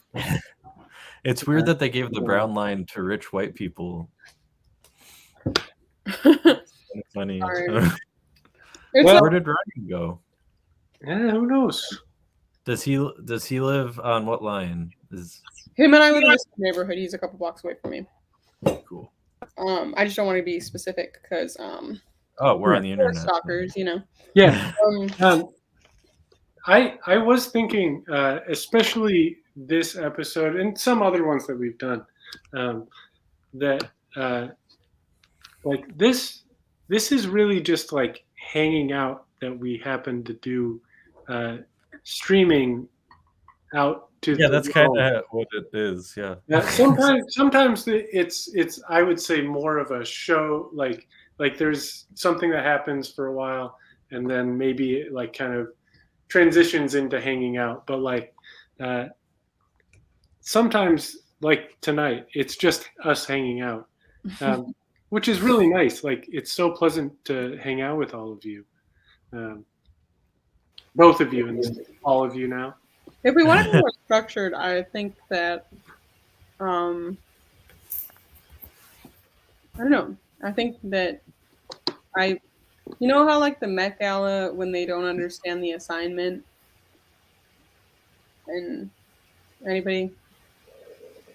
I have no idea what you're talking about. So every year, the Met Gala has a theme. Oh, I see. Dress, like accordingly, with, and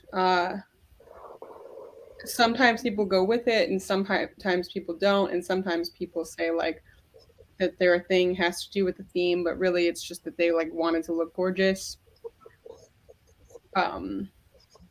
So I don't know. I think I probably could have talked about balance a little bit more. But you know, at the same time, like I would say that I felt like I couldn't devote a lot of attention this week to thinking about balance because I had to stay balanced. I like worked on my song, and that was basically all I could do to keep my mind in this.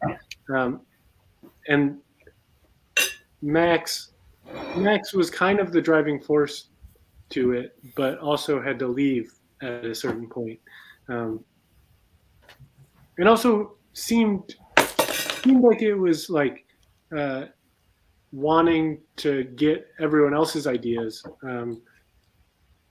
So coming with a question, but not necessarily things to do or things to talk about specifically within it. And I think it just, you know, sometimes it just doesn't have a good running start to take off, you know? I'm so glad that you are stacking and balancing things while I'm talking, because like that's exactly what I was doing earlier. Yes. It is oddly calming. I wonder why. It's stacking rocks. I mean, people make cairns for fun all the time. I know. I thought about including cairns in my song, I tried to start making one, but it didn't go very high today with What my if we rock collection. stacked racist Karens on top of each other? What?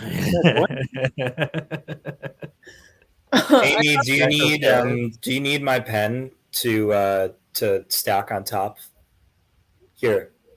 I don't know if I need that. Dan, do you want to use my pen? Yeah, I could really take that pen because the one that I'm using isn't working real great. All right, here you go. Okay, great. Thanks. Oh man, cool. We should really sell that technology. Being able to pass pens over the internet is pretty big. I thought the I don't know. water bottle way that Has anyone ever seen the movie Wrist Cutters? Yes, that is such a good movie. It's a great movie. One of my favorite parts of that is at one point the main character goes to this weird little community that Tom Waits is the leader of. Tom Waits' character, and for some reason, little miracles just happen there, like amazing little things where someone just levitates a coin or something like that. But oh, cool! It only happens if you don't make a big deal about it. As soon as you make a big deal about it, it just falls apart. That's kind of how life is, though. I'm gonna watch that tonight when I'm drawing. Yeah, I really enjoy that movie. I'm surprised. Do you know where you could watch it online? Like where it's streaming? If you go to Just Watch, that's the best way to find out where things are streaming. Okay, I just got a VPN today. I'm trying it so I could watch all the Japanese stuff and just like the VPN.com thing or whatever. I forget what it's called. And it's not, one that's advertised on podcasts. Really, not really above board, right? I'm not shaming, but I'm just wondering because I've always thought about getting one. I'm giving it a shot. Just it's worked. I'm getting to watch like stuff from Germany that I wouldn't be able to access and things like that. That's interesting. It's cool. Kind of worth it. Are you German? No. Oh. No. I'd like to go. I'd like to. Berlin seems like a pretty cool spot. What I've heard. I was gonna say I was surprised you, Dan, you didn't mention who? The sorry, I thought I was talking to a different friend. I'm surprised that you didn't mention the that concept behind the wrist cutters movie.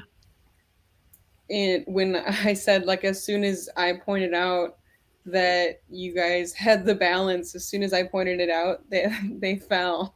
Oh yeah.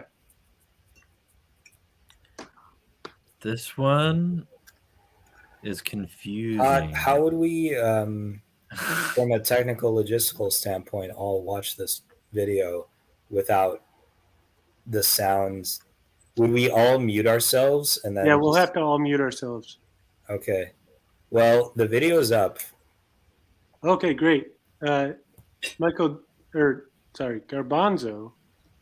I can finish my drawing later. You want to do this after? Okay. Yeah, I would like to see this video. Okay, so here. How do you? Mute. Is it in a public place? Yeah, it's in the private chat. Okay, I'm gonna also put this in the chat and put it up on the screen so anyone in the future who wants to join in and watch this. So we should mute ourselves and then watch the video. Yeah. Right.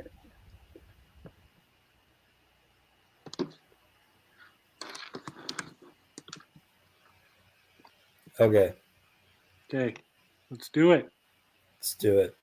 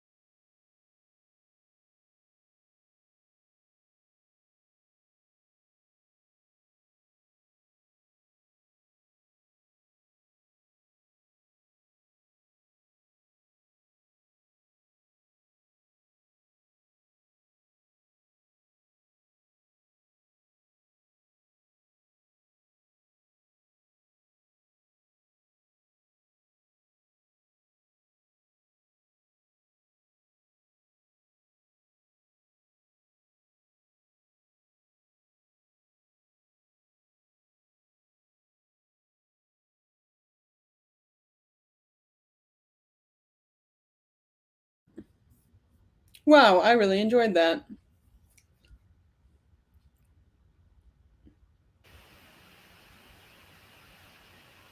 Thanks, pal. That was really cool. I feel like as someone who struggles with work-life harmony, I'm gonna try to watch that occasionally to remind myself. That was really fantastic. I really liked that a lot. And I liked that it was short and just enough to like get my attention. Yeah, it was just enough. Where did you find everything? Like, how did you put that together? Every single thing was taken from YouTube. Okay, cool. I love the one of the old man throwing his computer over the thing, over the cubicle. I like all of the VO clips were Jeff Bezos. Oh, real? The voiceover? I purposely used all of just someone who has no business telling the layperson just how to balance their life better. So that makes it so much richer. That was it makes me like more cynical about it for some reason. I feel like it makes I guess I didn't think people would find that video so helpful. So sorry if it bums you out. I thought it would be more humorous. That I would love to see you make more things like that. Like, I would watch them. I'm so upset. I don't know that like just the YouTube videos on their own would be a problem, but doing public domain footage is obviously the best way to go. The one of the lady on the oh, that was so good. Yeah, the way that composition was on the slack line, that was such a good like little shot. Like, I love that really awkward man with the weird lines. Oh, and like yeah. the way that he was like that was good. Was Did you draw the lines on that one? No, that was I found this video that was all about explaining it's yin and yang, but I guess the proper pronunciation is yin and yang, or yin, like yin and yin or something like that. And there was just all this great animation that was explaining the relationship between the yin and yang, and the spark and is the yin, but the fire is the yang, or the fire is the yin and the oxygen is the yang. And they just kept giving more examples with this cool animation. So I thought, I bet I can change the transparency of another video and overlay this animation over some clips. That's an interesting way of thinking about things. I actually I had a conversation with the CMO of our company because they were in town this week, and so my job is difficult because I have to and this is a way of work-life balance that I feel like I'm working on, that I think is going well. But I was talking with her about how she was saying you really love this city. I don't think I feel that way about New York. And I was like, New York is so cool. You have to fall in love with your city. If you don't move, keep moving somewhere else that you really love. I love the spirit of the way that the city works, and how I don't know. I know we were talking about the red line earlier, but I will say there's some moments where shit is just absolutely crazy and sad, because like we said, there's some parts of the train that show impoverished communities that really sad stuff is happening, and then there's also really rich people as well. So it's seeing those two things oddly coexist. But every day when I'm at work, I try to think of like, if I see something really horrifying and sad, I try to even it out with like something else that I saw during the day that was like wholesome or cute. And That's nice. some days it works out better than others. But sometimes when like things are going really well, I'm like afraid that something really shitty is going to happen. But I Isn't think that weird? That happens to me too. When things are just going great, it's like that feeling like it's too good to be true. well, I just think that like inevitably like something bad will happen. Like it's just whether or not like you're prepared for it, you know? Yeah.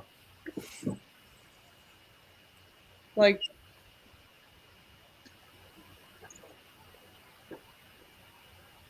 I was talking recently about like the perfectionism cycle, which I think can we pull up a picture of that? The perfectionism cycle.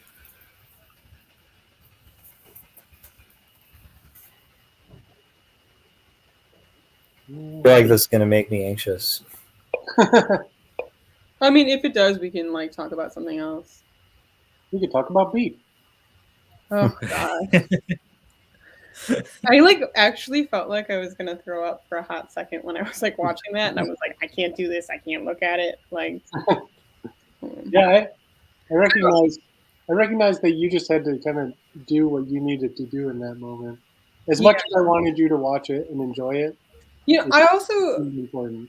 I want to apologize because I feel like I immediately was just so horrified that I was like, horrible, bad video, and then like because I was still stuck in that moment of like pure like shock, but I didn't allow everyone else to say how they felt about it because I was being too loud.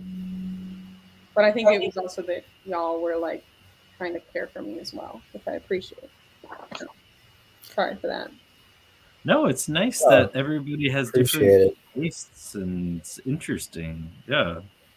So I was talking about this with an artist that I like did their documentation photography, but also like my therapist talked about this because I mentioned that someone like in my family that I'm close with like might struggle with this, and it's like that they want like a plan to go a specific way, um and like then they can't like deviate from that plan.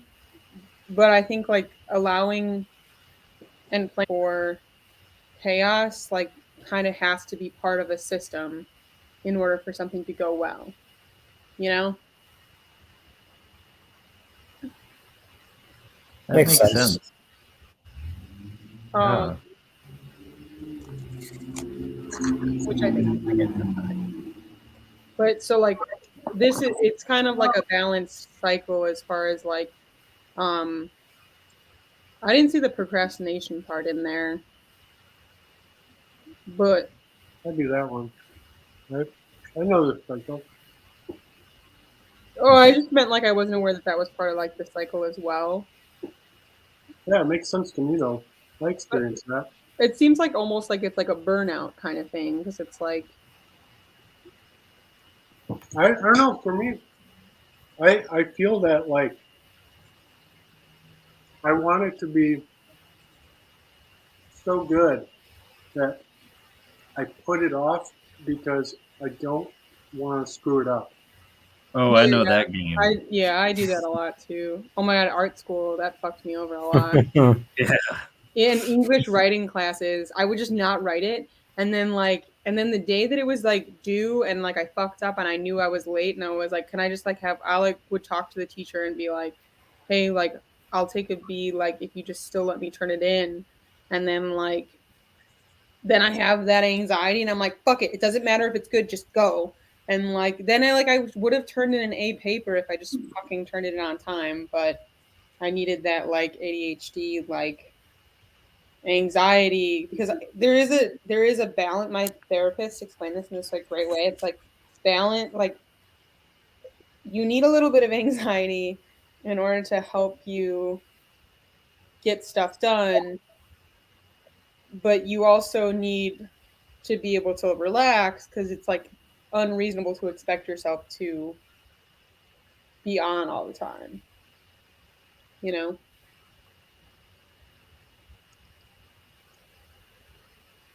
Man, I'm really enjoying this, just the orange on there. Yeah. What do you That is think? very, very red. I think it's the light.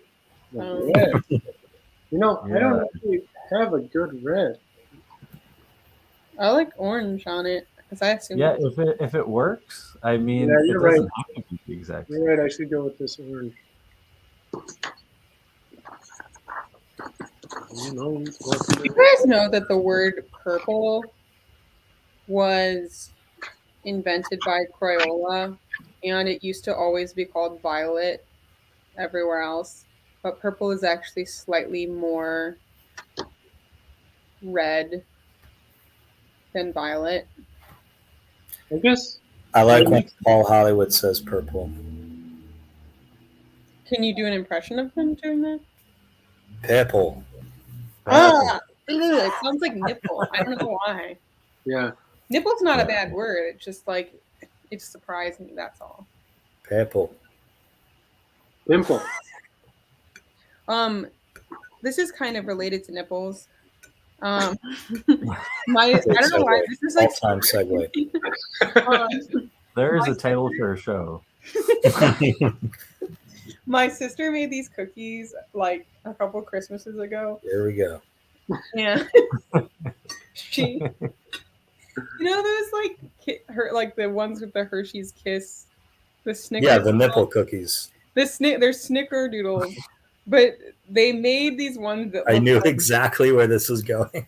So they made ones that looked like bells at one point.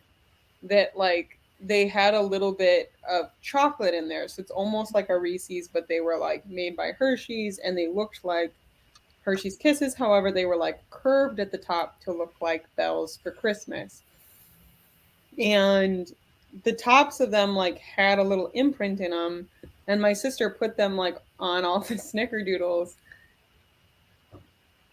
and she put them in the oven, and when they came out, they just look like tits.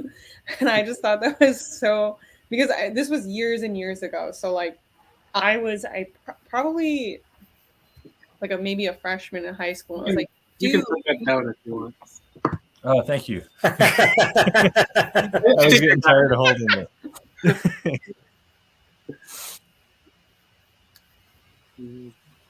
It's a weird balance question. I don't know how I got this from where we just went with nipples, but like, or it was because you're it's not related to nipples at all. It's that you were holding that up, and I was thinking about how like when people have a baby, if they're right-handed, they'll like hold the baby more on their right arm and have more upper arm strength, like in whatever is their dominant hand. But people who have twins tend to balance out their arm strength, I think. Yeah, I can imagine that. Oh, nice. Oh, it is a lot more red. Maybe the camera works it. I think sometimes a little bit of asymmetry is nice. Yeah, it kind of makes it like reflection in water or something. It almost looks like the recycling symbol a little bit. I was thinking that too. But that's what I thought when you first drew it, when it was just the lines, or like the first figure that you made. Interesting little thing we're making here. Yeah, I'm really enjoying this. This is an incredible pasta, and I'm very proud of myself.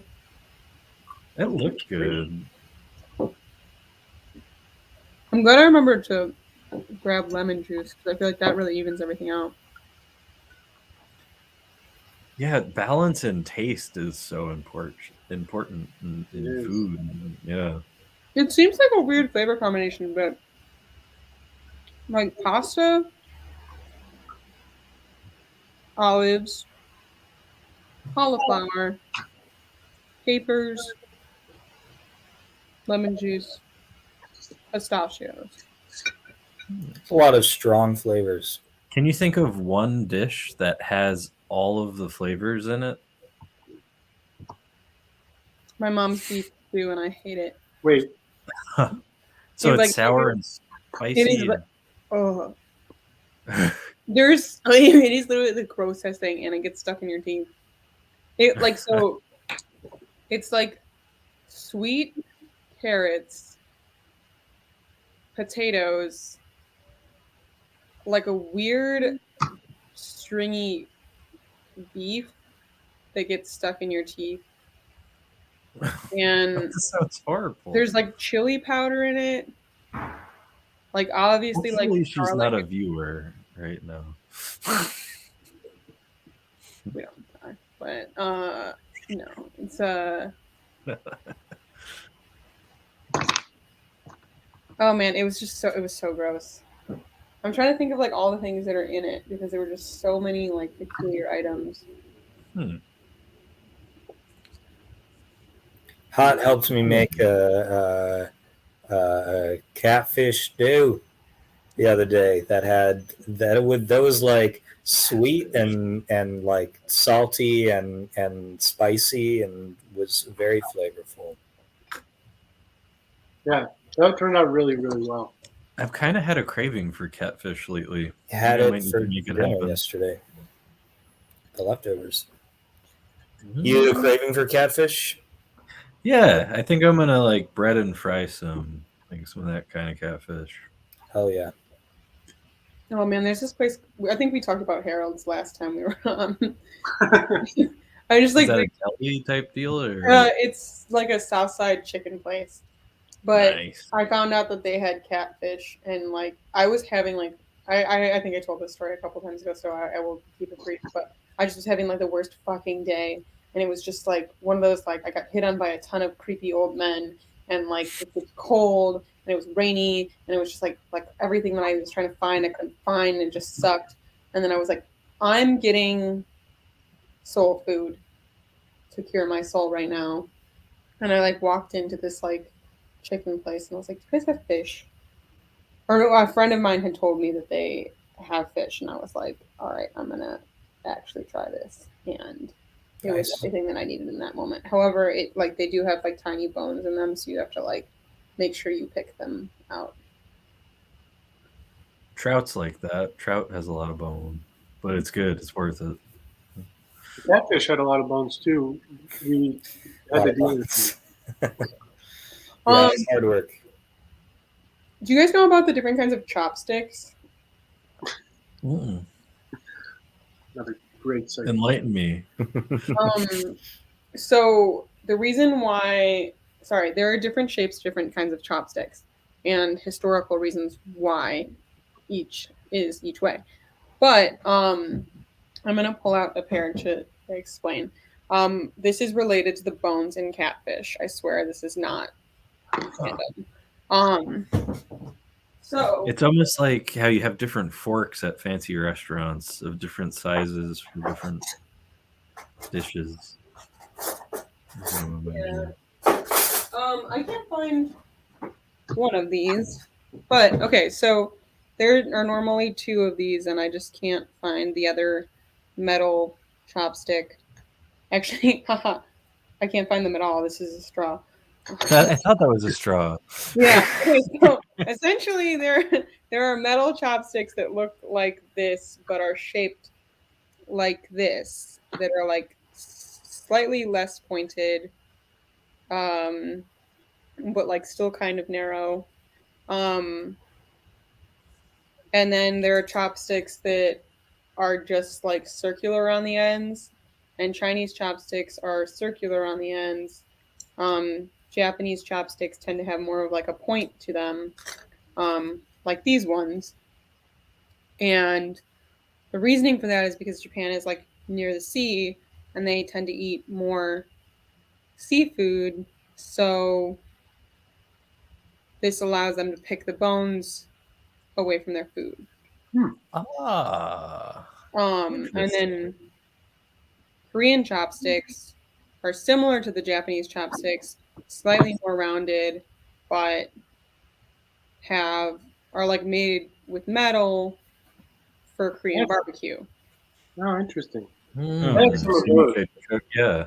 Yeah, the bamboo chopstick is Chinese, and I can't remember exactly why they're round on the top, but I think it makes it easier to grab rice. That makes some sense. And then them not being transitioned into metal is more of a preference thing because of the bamboo. And Americans need like a shovel to eat their food because we have no finesse at all. I worked at a Thai restaurant for many years, and even though I'm bear pawing fried chicken right now. Thai food is actually eaten with they use forks in Thailand because it was westernized by their fifth king.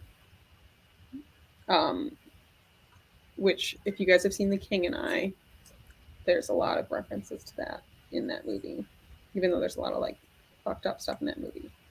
I have not seen that one yet. I think it's I know it's a play classic also. that I have to see probably, but I think they're like the way that it was like made in Disney versus like the actual play was like way more like I think the relationship between the like male and female lead, like the king and like the lady who's there, is way more fucked up in the like actual. Yeah, there's some stuff that does not hold up in The King and I. Yeah, and then like I remember as a kid watching it, and there was an animated version of it that was wholesome for kids. But anyway, Ooh. they use forks. Are those Tomorrow spots? morning, I am receiving my COVID booster and flu shot. You're also doing that this weekend? I'm Look doing at You're us doing both at the go. same time? I'm doing it on Monday. Doing it at the same time. I am In the preparing flu vid. to. The flu bid. Wow. Otter. Mm. Look at that spot. Should we get some Gulliver time in?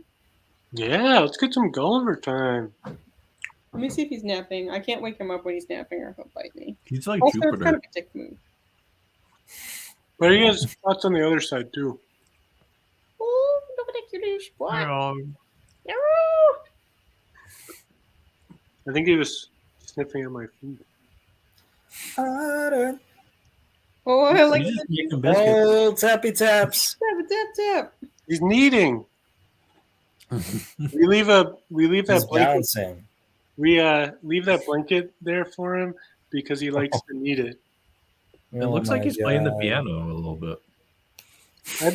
I bet that you could edit cat kneading to make it look like they were playing a piano. That's been done before for sure. Keyboard cat. Keyboard cat, yeah. I saw that in a bus advertisement recently.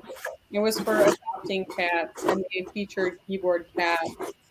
And oh my god, keyboard cat is probably dead. Mm-hmm. I'm gonna look it up. I think I'm out of yellow. This is Grumpy cat died a couple. Yes, you years just have ago. to do whatever you can. Whatever you've got to make it work. Make it work. gotta do what I gotta do. I just found this when I was looking for it. The chicken. That's yellow. Wait. Oh. Though Fatso had died in 1987, Schmidt had since adopted two other cats. It's to pretty become horrifying. the Keyboard cat, providing video footage to be used for the meme Benito until his death in 2018, and the new keyboard cat, Skinny. There have been 3. 3 keyboard cats. Who knew? It kind of weirds me out when families get like a dog that looks exactly like their old dog. Yeah, it doesn't seem right. I don't like that. I don't like that energy. I understand why people do it. I think there for some people to get specific breeds, uh, I think it can make sense. If some breeds are a bit different. Uh, Maybe My yeah, maybe grandma it's like they had 3 socialize. dogs named Lady. That's weird. That's weird. Yeah, it's I'm creepy. sorry. I'm judging. Yeah, I'm with you. I think like if it's the same looking dog, different name, completely different. Like not completely different, but like it's a little weird, but not like. These were 3 cocker spaniels named Lady. Okay. Weird.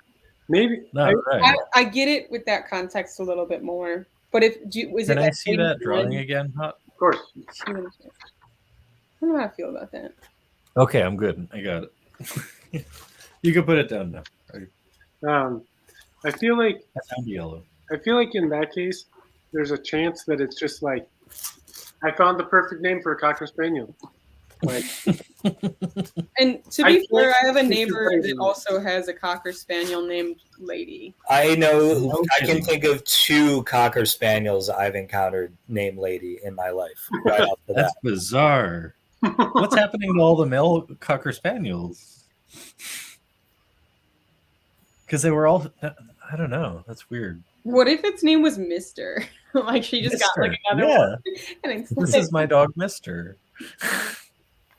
what's a gender neutral A gender neutral one. lady? Actually, you could just call it Folk. Tramp. What if you just called it Tramp? Kind of like that. Caper. Caper's that works. That's a good name. Okay, You actually, think I know somebody the one other cocker spaniel that I like knew personally was named Cashew, and it was like the color of that dog. It was so Cashew's good. a good name. It was I like a that. baby. I really like wiener dogs. It just make me I grew happy. up with one. Oh, they're just so. I had one for a long time. It's the way that they walk. It just brings me joy. Like Gibbs was a good dog. It's awkward, but so cute. And then it's just there. And when their tiny little paw touches you, it's like, oh, hello. Yeah, they're really tiny. Gulliver's got little paws. Let's Yeah, see. did we Let's get see any if Gulliver can. What was We'll going see. I think he might be sleeping. Gulliver, are you sleeping? Can we get taken over there and get a closer look to see if he's sleeping? He's in his igloo. Oh, So Once you're in the igloo, that's that. he'll come out. Like he As is commonly known. I have a new We all dog know that. than I used to have, and we introduced our pets to each other. And Gulliver was sleeping, and I took him out of his cage, and he immediately was like, "What the fuck?" and just bit me, and I was like, "Whoa!" And I was like, "I'll never wake you up again. I'm so sorry." So, learned my lesson. Folks, I think I need to leave. what? Thanks so much for being here. We love and appreciate you. Can we hang Wait, out what in person happened? soon? Yeah, it's been. Ryan just It's been a long time. This is a long one. I love and appreciate all of you too. Yes, so much love, so much appreciation. Is there anything you'd like to promote before you get going? No, I'm glad we found a way for everyone to see my video. Yeah, I'm really glad about that. Yeah, that was I'm really gonna follow good. you on Vimeo. Not Yes. that I use it that often, but I have some really bad videos from college. Please don't watch them. I should find a way. That's how I feel about all of my videos. Your videos have Is been there- great. No, you don't Is there understand. anybody Ryan. on These are here at the moment? So it says somebody is watching. What did you say, Garbanzo? Oh, I was just wondering if anybody was on there or not. I was basing my answer to your question on that. If anyone's on Vimeo, what do you No, mean? on Lots of good watching work. it. There's somebody watching the show right now. Oh. I also, Ryan said he has to go. That doesn't mean you have to go. You're welcome to go also. But Oh no, I was just gonna promote. Like I have if you need a commission before Christmas or whatever holiday you celebrate, now's a good time to tell me because I'm gonna be out of time. I won't get to you in time. So like maybe a week or so, latest notice. Do you on that. have like an art website or Instagram or something that we should follow? I do. Michael George Hansen. It's the same for .com, Instagram, whatever. I'm gonna look that up right now. Michael George?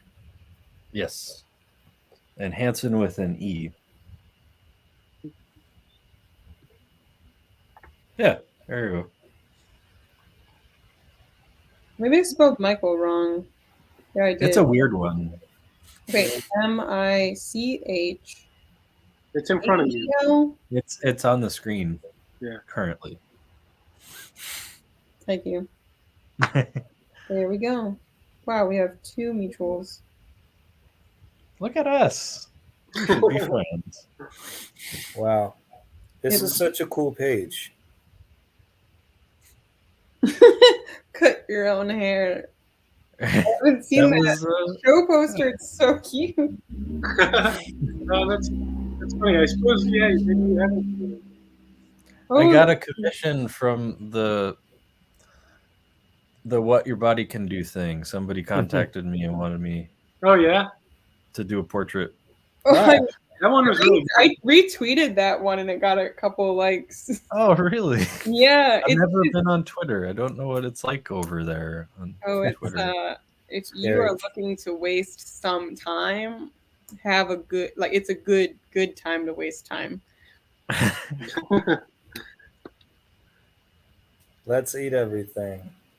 Wow, that dog. Okay, we were just talking about Lady and the Tramp, and this dog kind of looks like Tramp from Lady and the Tramp. That is a great dog named Bindi, who I love. I really like that portrait. Bye, all. Bye, Ryan. Bye, Ryan. Bye, Ryan. I don't think he heard me, but I think he knew in spirit. I feel like I text him all day, annoying, not all day, but I'll send him dumb things that I find in the world or just on the internet, and I share a lot of stuff that I'm like, this is horrifying. Please also watch this, because sometimes you just don't want to be traumatized alone. That's a horrible way to phrase that, but I don't know. Do you guys have a friend that you text you're like, look at this weird shit that I just found? We talked about this last week. Well, I think we talked about me sending I have a friend that you asked me this question. I guess Garbanzo wasn't here. It was about I wasn't, specifically, but it wasn't weird things that you find on the internet. No, weird things you find on the internet. Not describing your bowel movements. Got it. I still do that with Claire every now and then. And today I did that. Bowel movements are a weird thing you find on the internet. No, I had a poop that went 2 rings in the toilet. That's 2 full circles. It was pretty impressive. That's crazy. You got to appreciate things I like don't think I've that. ever had one of those. All right, I got to go do stuff like draw and paint and whatnot, but it was so nice to see you folks. Yeah. It was lovely. Yes, so much love. Bye-bye. Have a good Thanksgiving. We'll see you when you see you. Thanks for being here, Garbanzo. Damn it. We didn't hear you on that. You didn't hear that. I thought that one was kind of good. Yeah, that was cute. Well, I don't have Garbanzo anymore. But this is what we got. I really enjoy that. Yeah. Honestly, I saw your self-portrait and it was incredible. I didn't know that you were such a good drawer. Yeah, I have not showed that on the show. The finished product. I'll go grab it. The tail. I didn't realize there was a tail.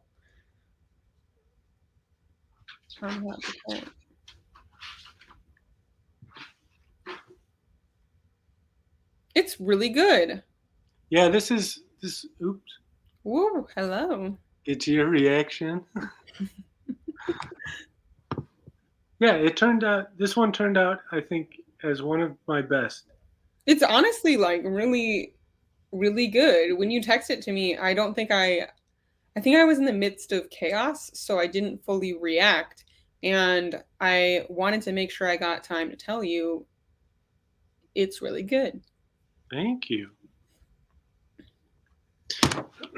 Yeah, it was a good one to make, but it's also funny because even though it's one of my best, somehow in the process of doing it this year, I became aware of like my limitations as an artist in a different way than I had been aware before, kind of. Like I've gotten to this point where like I made this, but I can see how it could be better. You know, like I have more nuance because I've been doing this for so many years now. Yeah.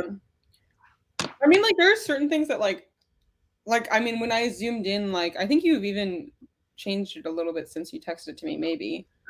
Oh, well, I don't know. Like there are certain things that like I'm not a drawer, but like because I think I told you this at one point in college, I was poor and I was a life drawing model. And it was a weirdly therapeutic thing because it forced me to meditate because that's literally all I could do. Mm-hmm. And I like had to like either like count the tiles on the wall or just like think and meditate and stuff. But also the drawing teacher would talk to the other or to the students about their drawings and tell them how to improve them and how to get better like figures and stuff. So I feel like when people like show me their drawings, I'm like oh, like yeah. Like do this or this or this. But I think like that's a really important like I feel like the way that you said like I've like noticed my limitations, like even if you like notice them, like that means that you can still like learn more and grow, you know, like rather than like accepting just like where you're at. But I think even just like knowing that like what if you draw yourself like every year or something and like you might find different or like even if you did it like that video that I think I showed you about like doing the same like when you have really good taste but you want to improve. It was like an Ira Glass video, but like at the end of it they just said like you just need to keep making more stuff in order to like bridge that gap between like what you want versus like what you can like be happy with, you know.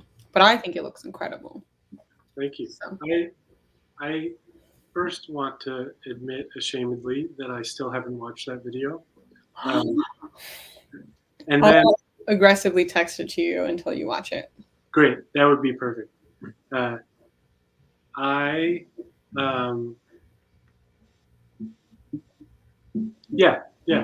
Also, yeah, I have done this this is I think the 12th one I've done.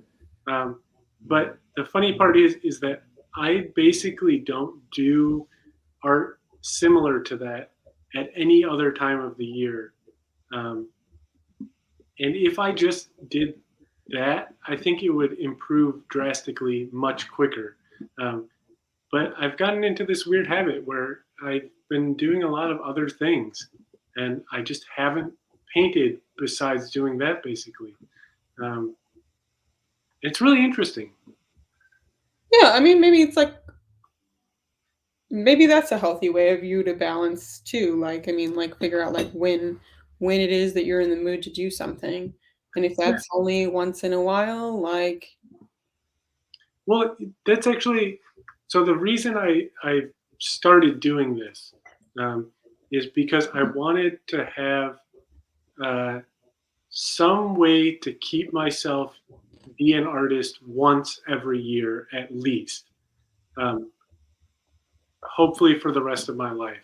That if my life takes me in all sorts of other ways, like I mean, I've focused a lot more on music than I used to when I was a bit younger, and I decided to do that focus and focus a little bit less on visual art. And this this project of like doing a self portrait every year um, really works to keep me be an artist at least that little bit. And that's an important balance for me to keep is to keep being an artist. yeah, I like that. I think that's a really interesting way of like getting yourself to do that almost, you know? Like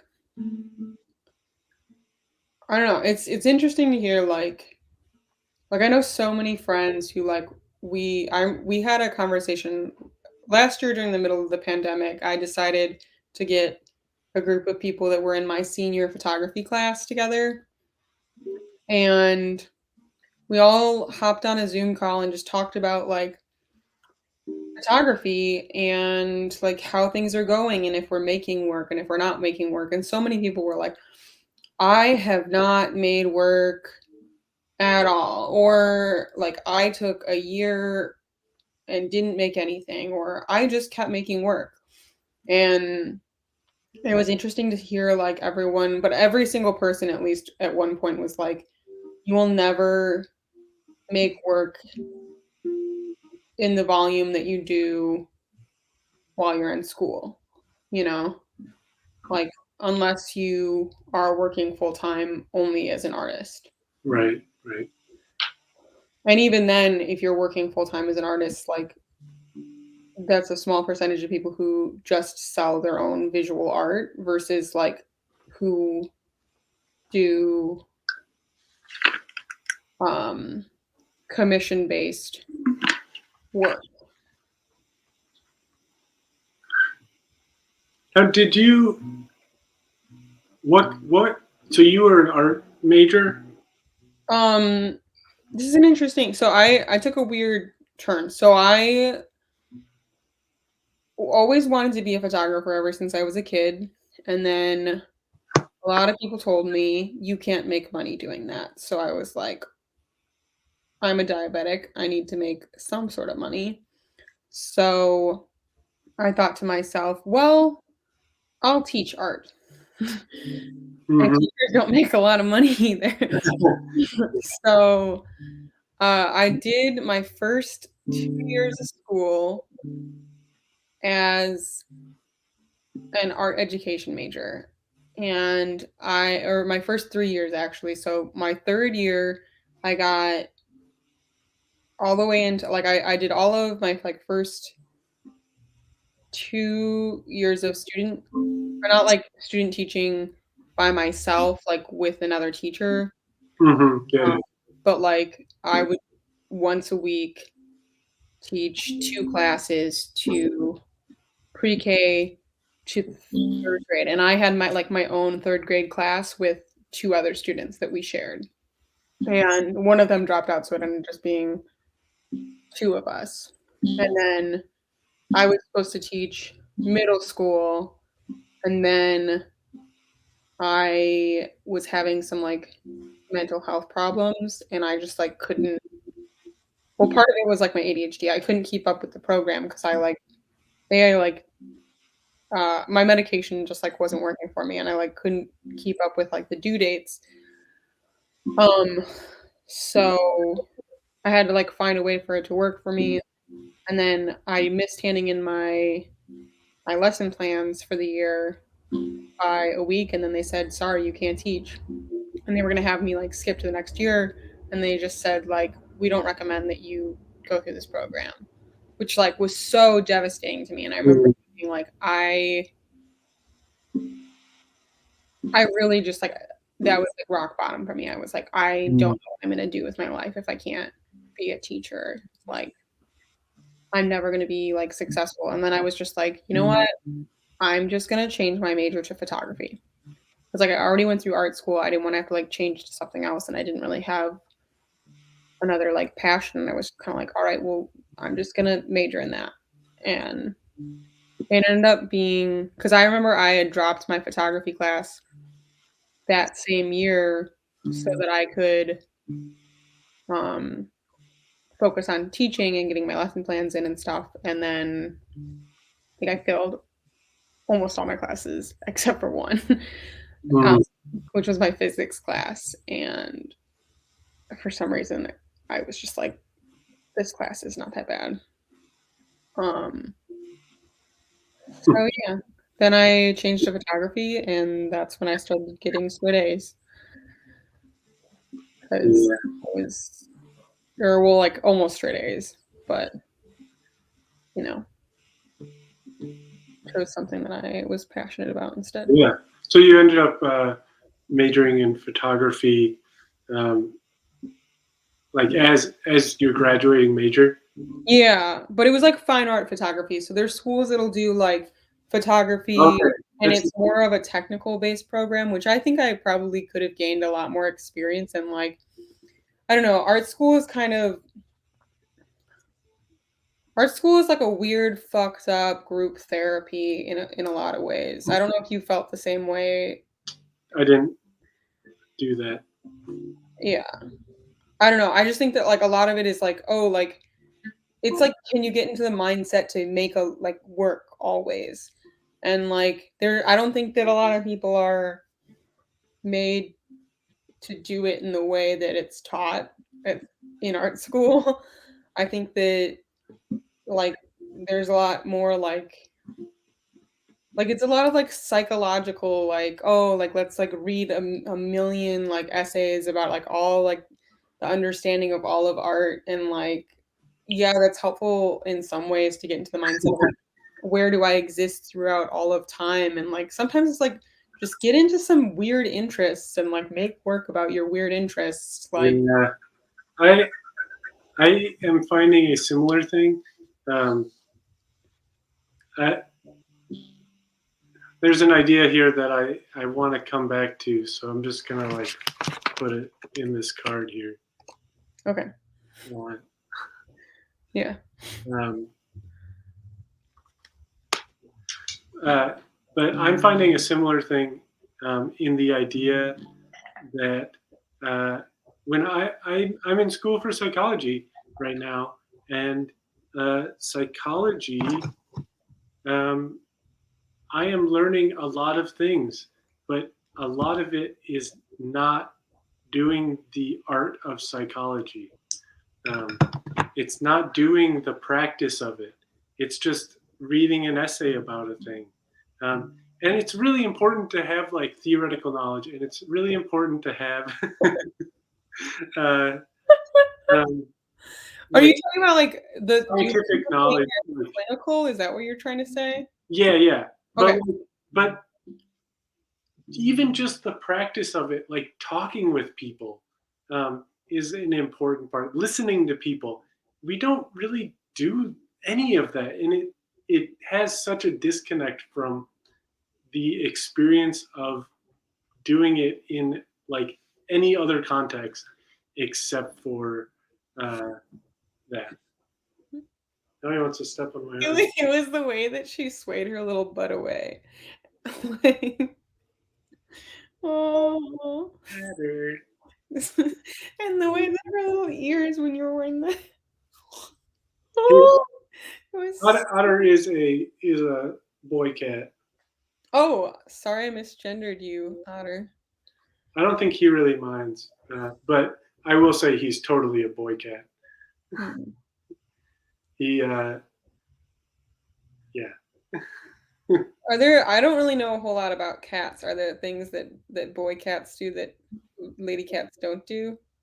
I than having will balls? say that most. This isn't true completely, but there are certain ways of interacting that are a little bit different. And also, there's this aspect that isn't totally true, but like a lot of female cats that I know have a grace to them that not all male cats have. Like, where, and I mean, there's some female cats that don't have that too, but like, it's kind of in a different way. I don't know. Like, he's kind of like a, I don't know, buff cat, and like, he likes playing in like certain ways that is just like, this is gonna sound really weird, but sometimes I look at him and I think of my cousin who is like kind of like a similar to my age, and he's kind of like a man's man sort of guy, Mhm. and I just am like, he is like that, like he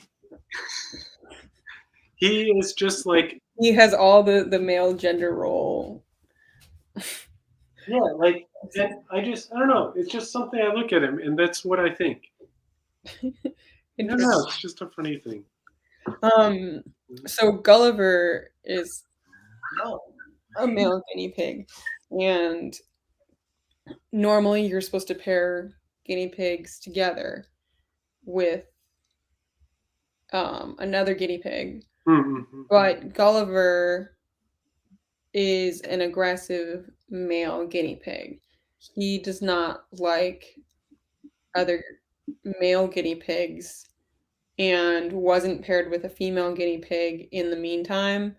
So if he's with a male guinea pig, he'll attack them, being like, oh, like, I need to murder you because I need to mate with whatever potential mates there are, and I can't allow you to be here. Mm-hmm. Toxic masculinity, Gulliver. Oh, he's awake. Gulliver, you want to hang out? Can we get that? That'd be great. Gulliver cam. I also I want to. You missed the show the other week, and I brought out the self-portrait, and I thought I should play this song, and then we could go through it. Yeah, I would love that. Are you still able to hear me? Yeah. Okay, here it goes. What is your favorite band, movie, or kitchen appliance? Tell us your story through an old pair of pants. I want to know you through your history of cars. Show us your trash. Show who you are. You don't have to paint it. You could use your bookshelf. I just want you to give us a self-portrait. Do you like how I made my shirt dance? Yeah, I actually really love that. Wow, I love that, and I love that it like came from like me like weirdly like going through my t-shirts and telling you guys my life story while doing that. Yeah, no, it was really that was like a driving force to writing that song for sure. You want to come out? Oh, Gulliver time! Please don't bite me. I'm gonna feed you. Oh man, great. All right, so wow, I love this image. Here, I'm gonna put you over here and take a picture of this because it is so It good. looks like he's eating it out of mouth. Did you see that? No. For a second he turned around and it was a little different. It right now it just looks like he's like just making sure he's eating enough, like just like hand on the head, like hand on the side of, like there, just making sure like, are you getting enough? Is that all right? Like, that's great. Yeah, well, I think I showed you guys this before, but it's like it's this is the head of Yeah. I think it's Perseus, I think. yeah, Perseus. And it's like this is I think Persephone or Medusa. It's Medusa. Right. Yeah. And then I'm gonna remember his name. You just said it. Perseus. Perseus's head. Because it's like the idea of like the artist basically like reimagined it so that it wasn't like she was the victim and rather she, like this is the head of her rapist that she Yeah, that's great. what are those stories called where there's a specific tone? Myth? No, it's it's not a revenge story. Oh, avenging story. I don't know if I can think of too many avenging stories. That's interesting. There's this comedian named Mae Martin who made this joke in one of I think I'm not sure what pronouns. I think that they use they them.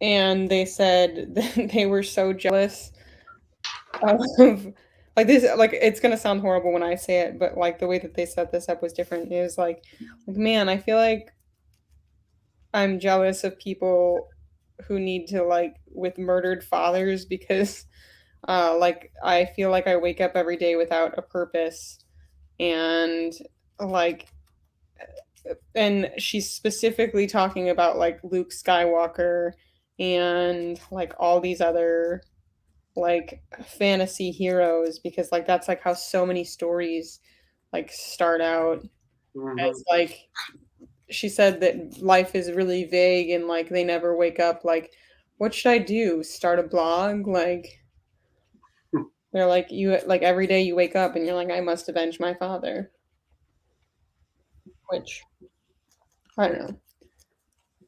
I relate to the vagueness of life part, not the other part. It's interesting. So do you want to go through this song? I'm really interested to hear. Okay, so the first part is, what is your movie or kitchen appliance? So you can only choose one. What is your favorite band, movie, or kitchen appliance? Okay. Oh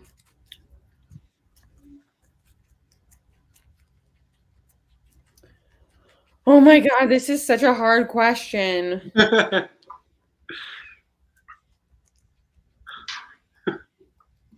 My favorite movie is Mrs. Doubtfire. Wow. I have a lot of favorite movies, but that one always brings me joy. And oh, what an interesting choice. I don't know if I've known too many people that would say that's their favorite movie. well, you know me. There's a lot of movies out there, so I wonder how quickly you would find somebody who also has the same favorite movie as you. My like the other one that I like would say is Good Will Hunting, but Robin Williams, you're really fond of Robin Williams. yeah, great actor. Amazing. Yeah, Mrs. Doubtfire just always like I think that movie has so many funny moments in it. And here's the thing, the reason why I like say it's my favorite is because I had not seen that movie in a long time. And then my friend Greta and I like were friends when we were really little kids, and I remember we watched it as kids together. And then like we hadn't seen in a while, and we hadn't hung out in a really long time because we like just have different friend groups or whatever. And then we hung out, and my parents were having a party downstairs, so we couldn't like watch it. So we watched it on like the TV in like my parents' bedroom, or like I don't remember. I don't remember having a TV. Maybe we carried. No, we didn't have a TV. We had a laptop, and we figured out how to play it on the laptop, and watched that movie.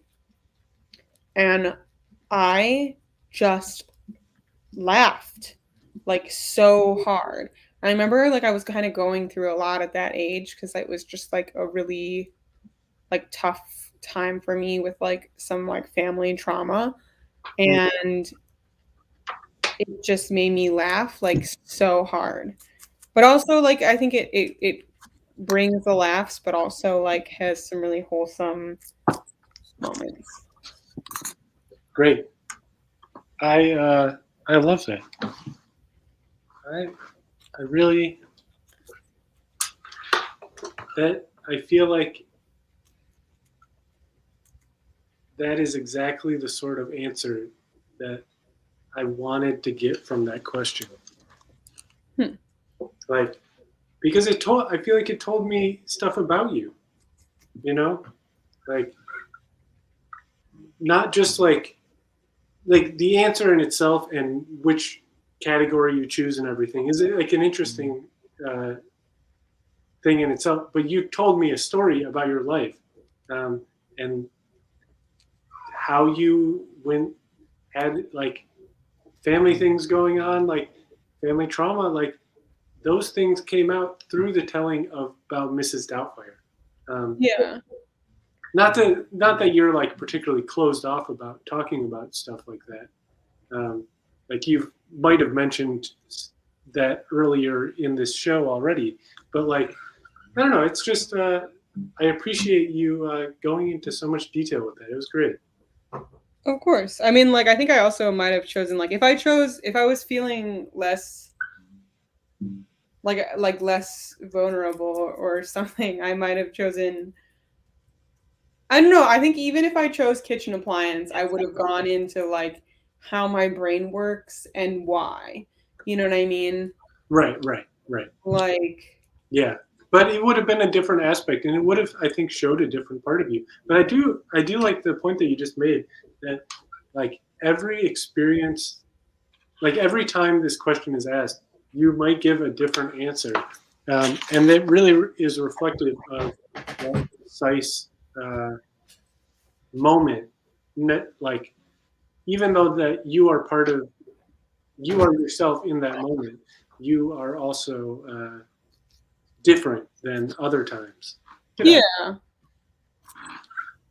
What was the other thing? It was kitchen appliance. Band, movie, or kitchen appliance. Oh yeah, I couldn't pick band. There's too many. And like I feel like it's so hard. Oh my god, like yeah. Well, we can't go into it. Let's go on to the next question because maybe you can answer. You can think about it. Think about it next time the question comes up. Yeah. So the next question is, or the next thing that I say is, let me see. Tell us your story through an old pair of pants. So can you tell us your story through an old pair of pants? I'm gonna walk towards my closet and figure out. Are you leaving Gulliver with us? For a second, yeah. He's fine. He's eating. He'll be fine. Gulliver, how's it going, dude? He doesn't pay attention to anything if he's eating.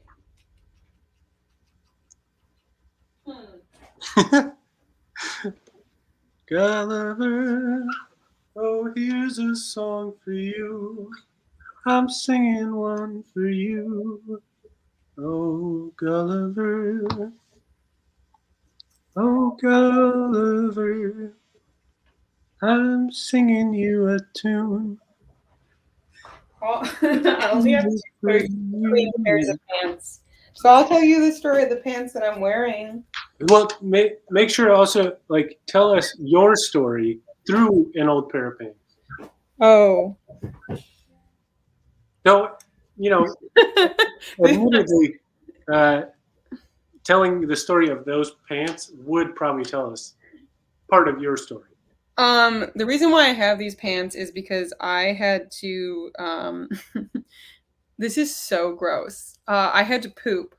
And I was at work and I was on the train and it was the middle of the pandemic and no one let me use their bathroom. And when I say no one, I mean like no one. Because like no places were allowing you to use their bathroom. But Target was. And I pooped my pants at work and it was like one of the worst days. Like I just felt like not even a human. Like I just like felt so gross and like horrible. Oh, don't bite me. I hate when he does this. If you bite me right now, I'm gonna freak out. Don't, Gulliver, just be nice. We'll see how he's feeling. So I had to go into this fucking Target and panic buy. Ow! Okay, we're going in the cage. We are going in the cage. Thanks for hanging out, Gulliver. Hi, Amanda. I heard you. My neighbor heard me say Gulliver. He just fucking bit me. Ow. He just he doesn't like to sit still. Like if he's out of the cage, he wants to be running around. Yeah. And he also doesn't like being picked up too. So like that's a whole thing. But like, do you see how calm he was when he was eating? Yeah. I mean, he just sat there while you walked away. Yeah. Well, I guess that story kind of told a little bit about me. Yeah. I'm sorry that you had that experience. It is the worst when you shit yourself. Like, there's no way around it. It is just like the worst experience to go through. It's just like I felt like everyone knew. Right. You know what I mean? I know exactly. There's a theory in psychology called the spotlight theory, which is like you think that in social situations, everyone is thinking about you and how you are reacting, when like realistically, most of the time that's not the case, unless like maybe you're a celebrity or something and like you're at an event or like it's your birthday or whatever. And like, but even then, like people are way more self-centered than we think. And it's like, we can't all be the main character. Yeah. Like we're not most of the time. Right. Well, most of the time, not only are you not the main character in anyone else's story, but you are not a character in most people's stories.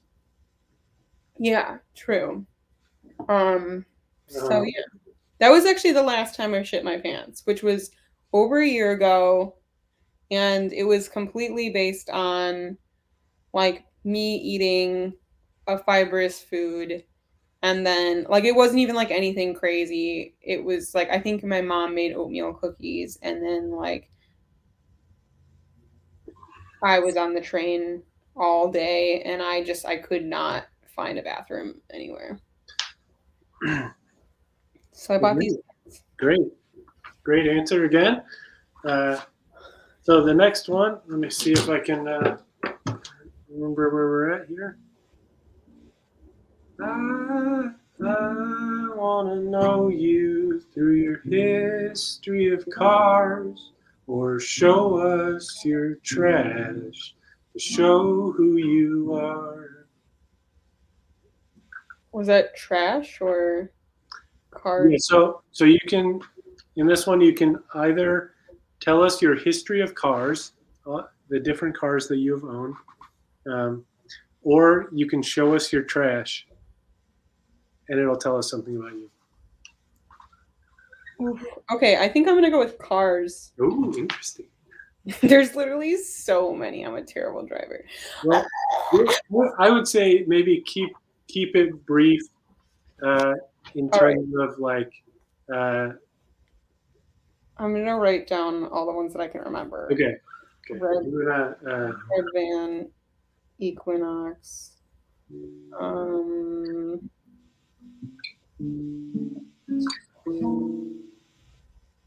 Toyota, Volkswagen.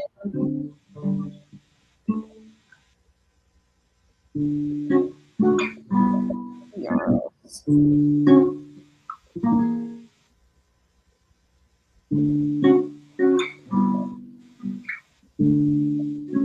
Okay, I got it. 1, 2, 3, 4, 5, 6. I've had 6 cars that were mine. They like also were family cars. I had a red Astro van in high this school. car. It was like my grandpa's van when he passed away.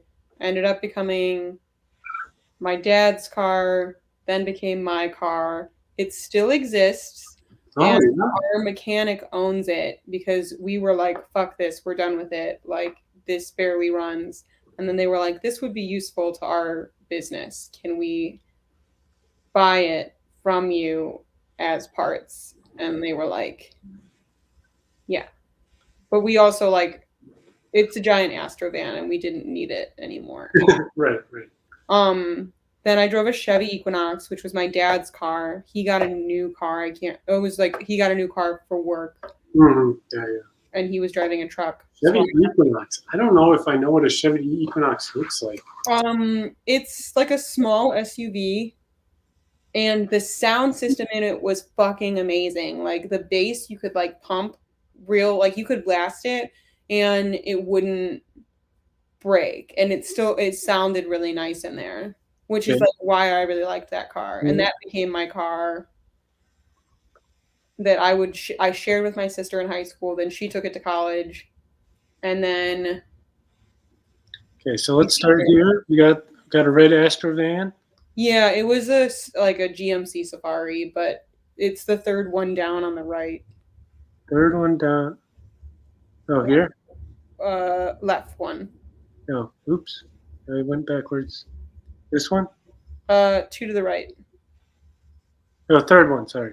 Yeah. Yep. GMC Safari. Oh, cool. There we go. Okay. And then a Chevy Equinox. Chevy Equinox. No, I feel like this one's still going. So what year do you think it was? 2007, I think. Yeah, it was a 2007. Okay, I don't know that I've spent much time in those, but I recognize it. It was a CD player, and then like you couldn't do like any kind of tape or like iPod or anything. You just had to do CDs. But it made it like it made long trips and stuff really fun, and I had a really great CD collection throughout college, which people like, oh, this is such a throwback, but like it was kind of cool. That's fun. That's really fun. All right, where do we go from there? Then I got a 1994 Toyota Camry. I think I might have used the same one. Oh, no, this is a little bit before the one I used. So my dad got this car from our neighbor who was old as balls and like was getting rid of his car. So I got it, and it was like my first car that was just mine. Oh yeah. Yeah. And like my dad figured I needed one because my sister and I were going to separate colleges for the next 2 years. So he was like, okay, you're going to need your own car, because my sister used to always have to pick me up from college, and it was like an hour and a half drive from where she was at. So it just wasn't working. That car was a piece of shit. Like, and when I say like my dad bought it for very cheap, still probably paid too much. We replaced the engine Oh man. the junkyard, like from a junkyard, and then it still like died afterwards. I went from one mechanic to the other one, and then like the mechanic who like fixed it the first time like totally fucked it up. Like we ended up like calling like the people who own the company and being like, this is insane. Like y'all said like go ahead and replace the engine. We can like guarantee that this will work. And then it just like immediately didn't work. Like also they like didn't connect the batteries and stuff. It was a shit show. But I found out through that car that if you get AAA, even if you're like if you don't have AAA and one of your friends has AAA, they will pick you up. So shout out to my friend Sabrina for having AAA and getting me towed 3 times in that year. Man, fuck that. All right. Then I had I think I went back to the Equinox. Okay, back to the Equinox again. And my sister went to Africa, so I went back to the Chevy Equinox, which I had for a while. And then it became my sister's again, and she crashed it into a light pole in a parking lot. So then I got a Toyota Yaris that was a 2016 Toyota Yaris. Oh, that take us all the way to 2016. Wow. Which Yeah. color? So and it was light blue, like really light blue.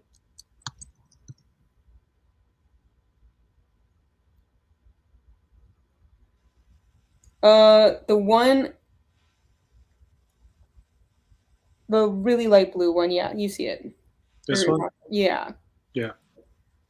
And that car was great. It was the best car that I had. It was incredible, and I was texting and driving, and I crashed into the person in front of me, and it was raining. So when I went to like, I shouldn't have been texting and driving, but I stepped on the brake, and like my shoe, I was wearing Converse, and it slipped, and my shoe got stuck between the when you step on the brake, it like flew forward, and my shoe got stuck, so like I slid into the car in front of me. And it was a really expensive car too. And that totaled it. Then I got a Volkswagen, also light blue. I cannot remember the year. I want to say 2007 as well. Wait, hold on. Let me get back. What was that one? 2002? Yeah, either 2002 or 2007. I want to say 2002 Volkswagen. What was it? Volkswagen. Jetta. Light blue. Ooh, getting consistent with your colors here. Yeah. This one I bought myself, but I mean, part of it was with the new cars, insurance. Oh man, I drove this car forever. It was so expensive. Like every time there was something wrong with it. I remember my ex-boyfriend used to always pick me up. And I remember like the first time he picked me up, I was like mad because it took him like so long to come and get me when he said he was on his way. And he would always bring me flowers every time he picked me up because he knew it made me feel better. Aww. Which I thought was really cute. That car was my car for, I think, 3 years, maybe 4. 5?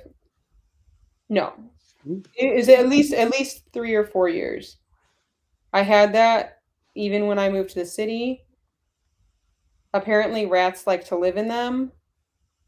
They Oh no! park on the street. I don't know. Good. It was insane. It was expensive, and then it finally died. I think in 2019. And now I drive a 2007 Toyota Yaris. So I went back to car number 1, 2, 3, 4, 5. I went back to car 3. What color are we talking about? It's blue and all the paint is chipped.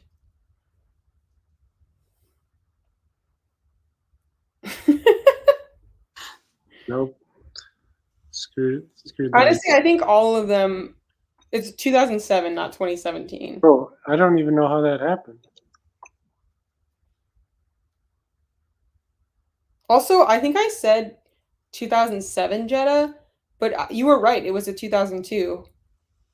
When you looked it up, it was accurate. This is the car that I drive now. It's like a tiny clown car, and it's really easy to park in the city, and it has incredible gas mileage. This one's in the mountains. Look at this. I would recommend it to a friend. My old roommate used to have it as well. And she had it when she lived in Greece, and it can really pack a punch too. Where does a Yaris go? Look, it's by some houses. Look, it's in a showroom. That one looks different than mine. Yeah, this one's a Yaris sedan, I think. That's Yeah, weird. it has it's a two-door car. Yeah. And then you can fit 3 people in the back, but not comfortably. Yeah. Maybe smaller people. Yeah, I mean two regular sized people, fine. 3 people, too much. But I also always have a ton of shit in my car. I feel like that was a long explanation of cars. I should have chosen garbage. Well, we went there. And I appreciate that we explored that. That was pretty nice, actually. Do you have answers to all these questions? Have you done this already? I have not done it. We actually, on the show, when I wrote that song, it was only near the end that I even explored that question. Started exploring the questions and getting everyone to go through them. So we only answered the first question and then started talking. Yeah, and then we were talking about the second one, and then my computer died and I was not on it anymore. Huh. So I have not done it fully. I'd love to hear your answer to the car story. Well, we'll see. I mean, we have to see. Or you have your choice. You have your choice between Right. Car and trash. And car. Right. Though I mean, to be fair, there's no rules here. I could just go straight to answering your question about cars because you're kind of just asking me. It's not necessarily going through the thing. What do you think? What do you think we should do here? I mean, I would be interested to hear your half, but are there more questions in the song? So the only other thing that I say is you don't have to paint it. You could use your bookshelf. I just want you to give me a self-portrait. And so I think you have done that. That to me is a line just saying that I want to hear about who you are. But if there's anything else, any other self-portrait that you'd like to give at this time, I think you should. Here,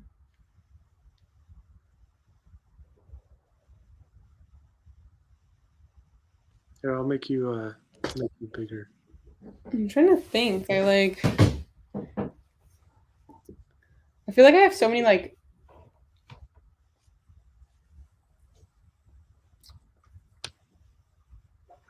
I feel like I try to like take a good like self portrait like like almost like I think I might take your self portrait thing and do that like every year. Like I like might like I make do it. fine art portrait of myself. I give myself a month on either side of my birthday to do it.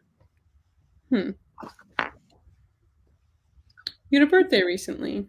I did. Oh wait, I remember when your birthday was. It was like October. No, September. October. It was October for sure. It was. It was. Um, Do you have any? Do you have any self portraits that you've done? Like because did you just say you do self photographs? like I think I take a lot Yeah. of like selfies and stuff. That's Well, I mean that's a you know self what, will portrait. can you do me a favor? Can you pull up amysheltonphotography.com? Amy Shelton Photography. I'm pulling it up.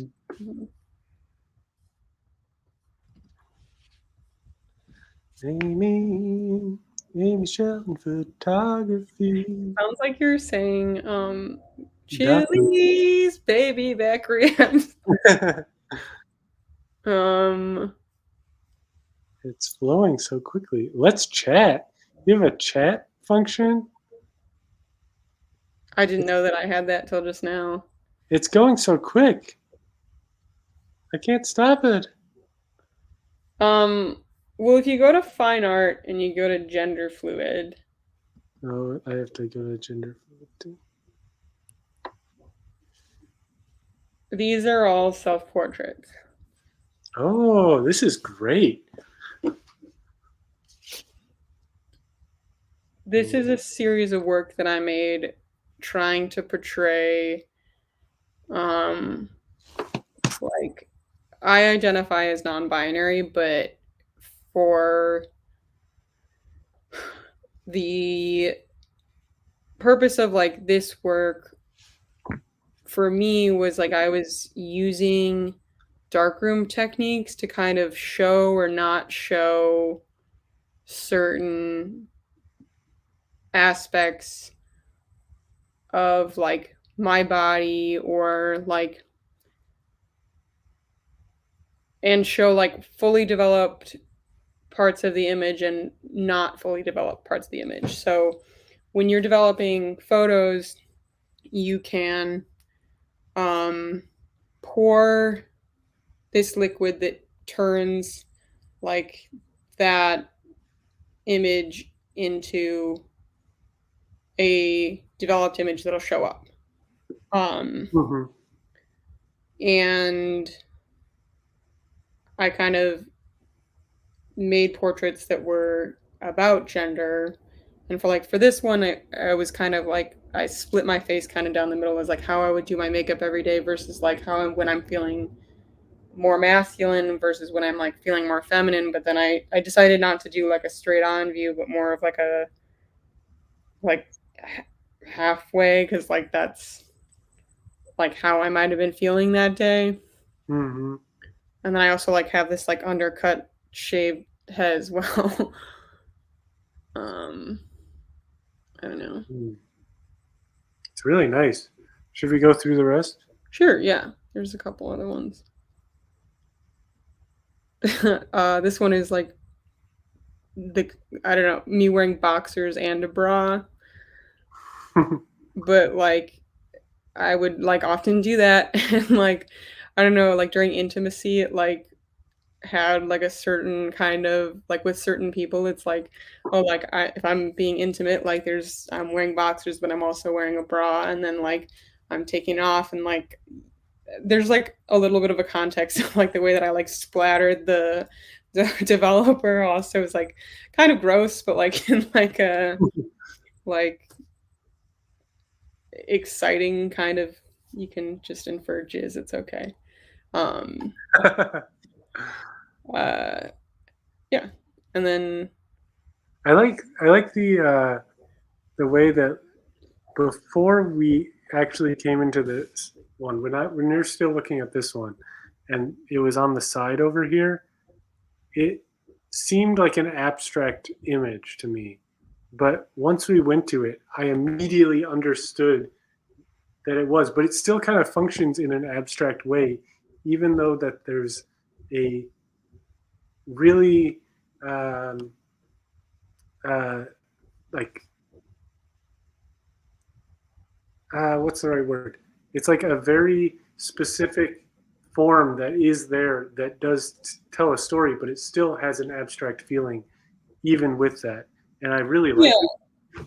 I like that, like, you don't see it right away, and like once you see it, you're like, oh. Yeah, yeah, right. You also have the benefit of me like sitting here telling you about it too, like, which like Right, I'm sure right. in a gallery, like. But I don't think like this like there is such a recognizable form. Yeah. Like I can see your back and your bra there. Like that comes out to give it this form, and realizing that all of this other stuff is also part of that. But even this still feels so abstract up here. Like your head, it's it's great. Thanks. Hat. So this is this one and the one underneath it are like almost like a diptych. They're two separate ones, but like I don't know. I like these ones together.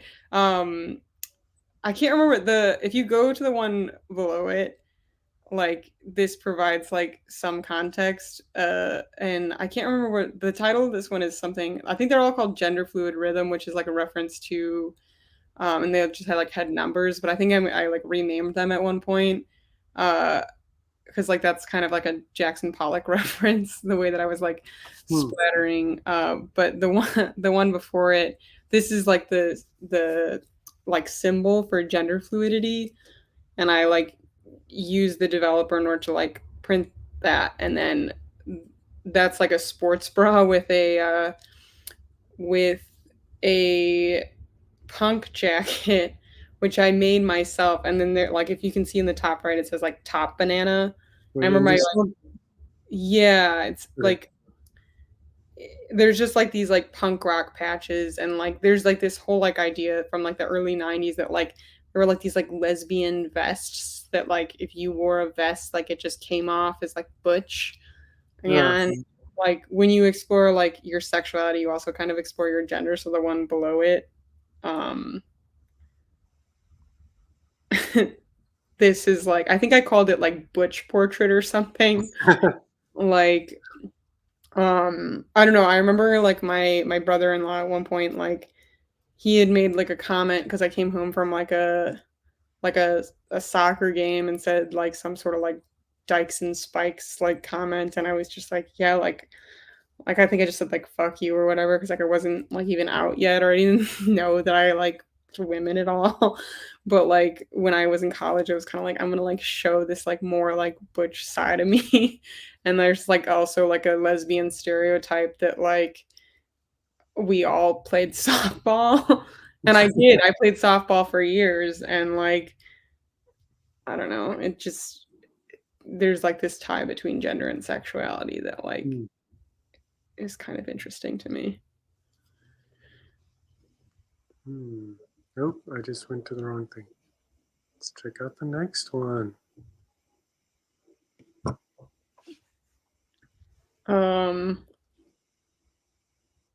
This one just had a kind of weird shape to it that I was really into at the time, but like I would always like go to these like punk shows and wear like I remember I went to a punk show and there were all these girls that were like, they kind of like gave me shit and told me like, oh, you can't like, or they just like didn't think that I was punk because I wasn't wearing like a leather jacket and stuff or whatever, and I was just wearing like this cute hippie dress with like some combat boots or whatever, like because I wasn't want to like break an ankle there. and it was like a punk show where like you just like throw people around and stuff. And I remember like getting there, and these girls were like kind of like making fun of me for not like dressing punk like the rest of them did. And I was like, and I remember my boyfriend at the time was like, "That's the most unpunk thing I've ever heard. Fuck those girls." He was so mad, like, fuck me.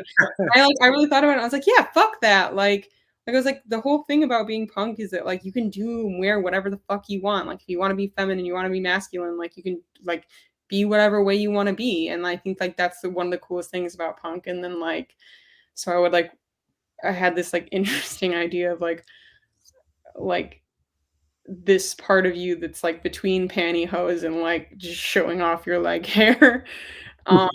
And it created this like phallic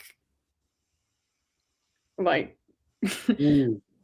shape in the middle. Yeah, that's interesting. And then so there's like the boxers with the tights, and then also like this like boot versus, and like I don't know, there's like a masculinity about like boots versus like being like barefoot or like in the kind of shoes that you would wear with tights. So like, but I didn't want to like wear like a women's dress shoe, because it's the part of gender fluidity is like it's not necessarily just the dynamics between masculine and feminine. It's like masculine, feminine, and neurosis. So it's like all of those three things together. It's like wanting to exist in a space where it's like things aren't entirely black, they're not entirely white. There's a lot of gray areas between, which is why it's all in black and white as well. Great. Yeah. It was wonderful. I want to bring up an hour and 15 minutes ago, somebody was watching the show. I don't know who they were. I've never seen this name before. And they said this. And at the time, I said this. But now I understand they said it just at the wrong time. What do you think? Do you remember what we were talking about at all, like at that specific point? No, I have no idea. Maybe somebody in the future. So it was an hour and 15 minutes. So at the mark of 2 hours and about 14 minutes. Check it out. Yeah. I'm interested to see if it's like, you know what, we were we talking about otter? I think that this was before that. Well, I'll have to peek back into that. I'd love to know if it was like, I don't know. What do you think about this? Like, I'm curious whether or not they meant like gender, like in this, like, and it's a really interesting idea to look at that way. But also, like, are they just like a somebody who hasn't had sex and just like is frustrated about that and just like is sex real? Like, I mean, well, so like it's interesting, like, so like for me, like that's such a like interesting question. Like I think like I'm also just like a sexual person, so like I might think that they're just trolling, but also like we can talk about like how like sex, like when we talk about the difference between sex and gender, like a lot of the times like I'll be like, well, here's the thing. So like the way that we identify like biologically like sex is like male female, it's like, so a lot of times that's based on like the organs, but it's also like there are people that are like not necessarily like trans, but like are born with chromosomes that say they are male but born with female genitalia. So like and like on a like tiny biological level, like those like chromosomes like are more fragile than we think and aren't like as specific as we think that they are. And it, like especially like when we consider things like goldfish in the same tank can like change sex, like they can become whatever is like I said, Gulliver, if he's paired with another male, will try to kill it. But if like they were goldfish, it would be like, well, which one of us is going to become the lady now? Yeah, Interesting. kind of cool. But if you're talking about is sex real, the action of sex itself, I can testify that I've had sex and it's real. It was real. Yeah. I mean, there's also, you could get on a bigger point here, where is any of this real? Oh my God, we're not going down that road. But what I really love about this is that because this person did this so long ago, and we have a person here. Comment, please, if you'd like, about this question or anything that's happening. But this person does not seem to be here anymore, so they cannot give us any insight into what they meant. So we can take this. What? I hope that like we can look back and see the context like later, maybe matches up with something that's happening in the conversation. Like, just really, like, what a question to just not have any context for. Yeah. Is sex real? That like related to all your other like questions, like I don't know why like I find this so fascinating, but I think it's interesting. Like everyone has a different story for like how sex was explained to them, like what it is. And I was watching a TV episode yesterday, and it, like they like talk about how like this one I was watching Modern Family, and like one of the kids like is like asks the older kids what sex is, and they all try to explain it, and then they all ultimately decide that the parents should tell her, so they pretend like they don't know, and she says that she already knows and then explains it to them. And like in like so her dads are gay, so she explains it as like or she asked where babies come from, not like what sex is, but where babies come from. So what if like you were asked what sex was and you only told them like what like like you only told them about oral sex, like you never told them about like any other kind, or only, you know, and obviously no one would do this, but like I don't know, it'd just be funny to me, like if like in a TV show or something. Like I wonder, like, it seems like such a drive, like, to just figure that out anyway, you know? But I mean, it'd probably not be a bad start. Yeah. I always love hearing like people's stories on like if I was ever like a health teacher, I'd be like, I mean, I'm sure some people also the first time they like hear or learn what sex is like might be in their health class. But yeah, like I feel like that's probably where I learned it, to be honest. I remember my sister learned because of Bill Clinton, and my parents had to like explain to her what sex was.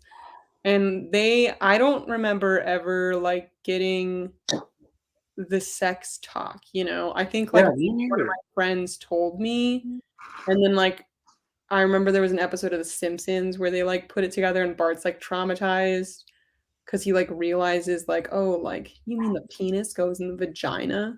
Like what? And he was like so grossed out. But I never like remember like a specific talk. I think I just like put together like what's the difference between these two things, and like, oh, that thing must go inside the other thing. But I thought that it was like if you just sleep in the same bed, like that magically like happens or something when I was a kid at one point. Like I remember being like, am I pregnant? Because I like shared a bed with like a friend of mine, and I was like, I don't know, it was like fucked up. Yeah, no, it's a little strange.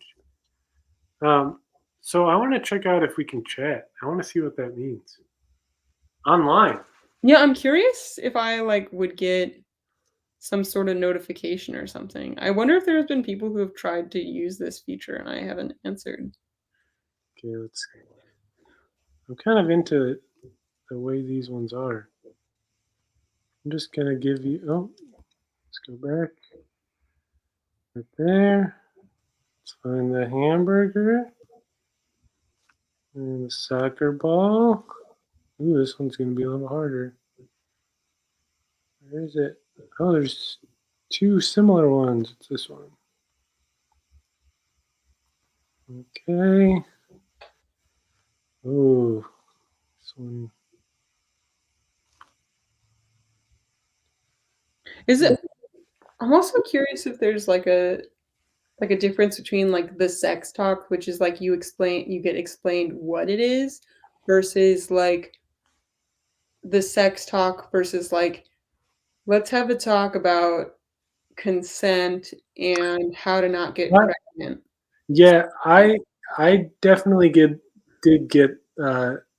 I remember my dad having a safe sex talk with me. Yeah, I think there's a difference between those two things.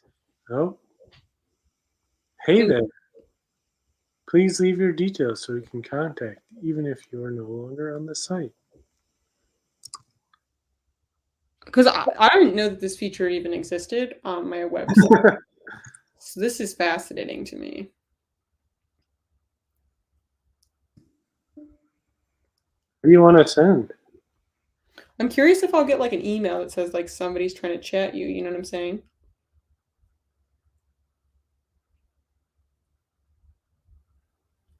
I got the like responsibility. Oh, I did. I got an email from you. I didn't even submit it yet. No, I got an email from you chat. So it sends me an email that like someone's chatting me, Oh, interesting. but now I don't know how to really like access it. Yeah, Reply That's- now. that's weird. Open.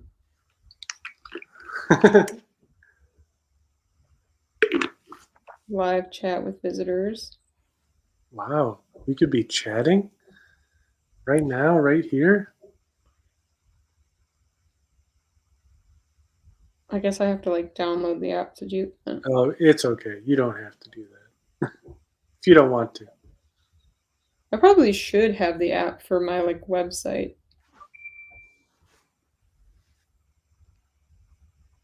It's like it's run through Wix, so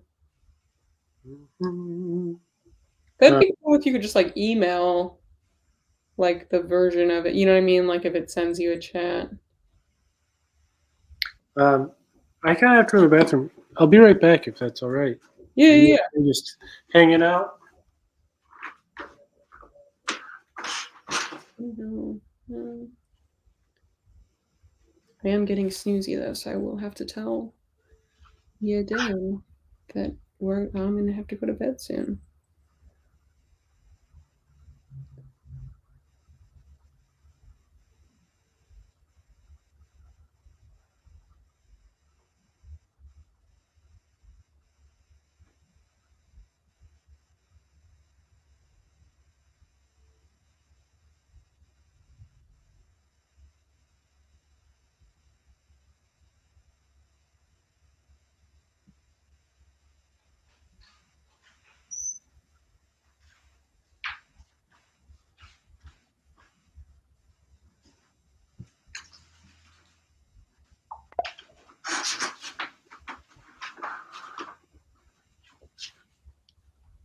Oh, something's happening.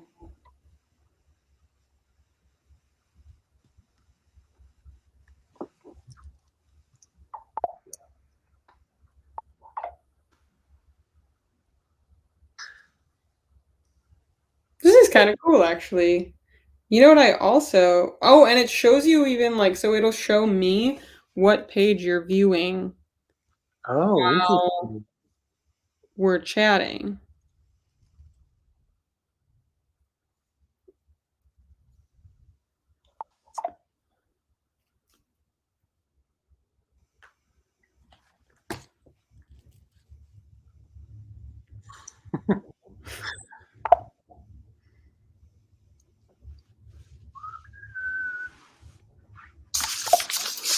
like the noise that it makes too. Yeah, it's kind of a pleasant little noise. I got the sex talk from my friend's dad, who came home drunk as shit and ordered a ton of pizza because there were a ton of kids at his house, and we were all like having a bonfire. We were all neighborhood kids, so we were just like all ended up at their house. So his dad came home, and his son and I are about the same age, so I think he assumed that him and I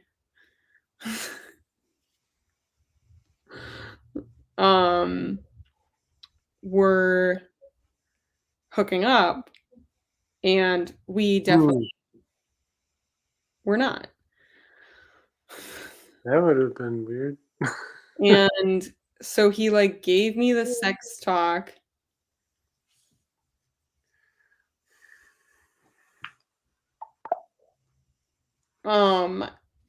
Like saying that like I like needed to make sure I was responsible and like use protection.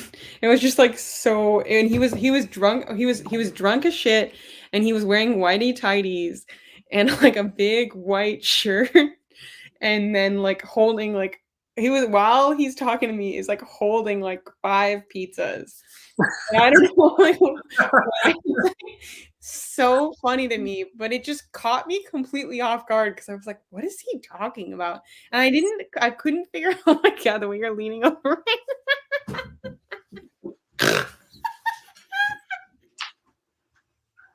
Hey, your protection.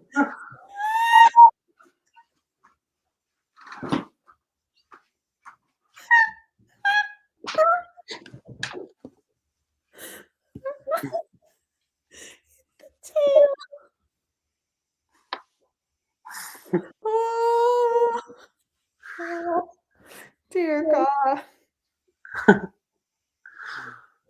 Oh.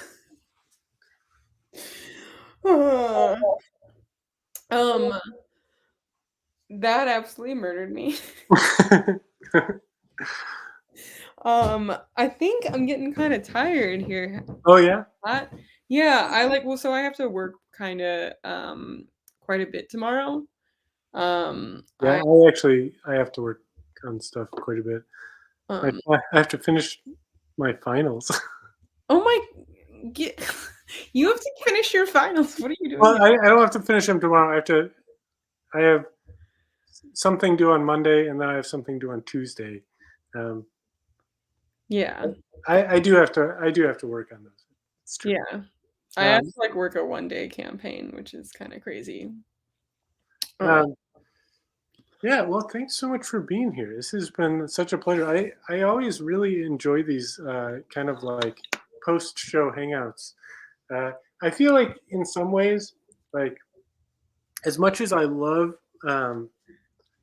what happens, like seeing what happens when everybody shows up, spending time with one person, and in particular, since you're the only person that I've done this with, in particular, doing it with you is such a pleasure. Like it's just the two of us hanging out, and we can kind of get deeper into things and just like take more time with them, and like it's really nice. Yeah, I love chatting with you too. I feel like this time it felt like you were kind of interviewing me, and I'd love to like, I don't know. I think like I'll have to come up with a group of questions that are simple but intimate in the way that like you were able, like not intimate in like a, you know what I meant, but like, yeah. like the way that like those questions really lead to a deeper story, and I'd love to hear more. Yeah. Well, so I have this idea that I would like to make or like do it on a website or something, a wheel of songs, so we could come back to old songs that I've written, because then it would lead to stuff like this, and then like each of us can take a turn doing it, or like one of us does it, and then we all go through the like questions or the whatever it is.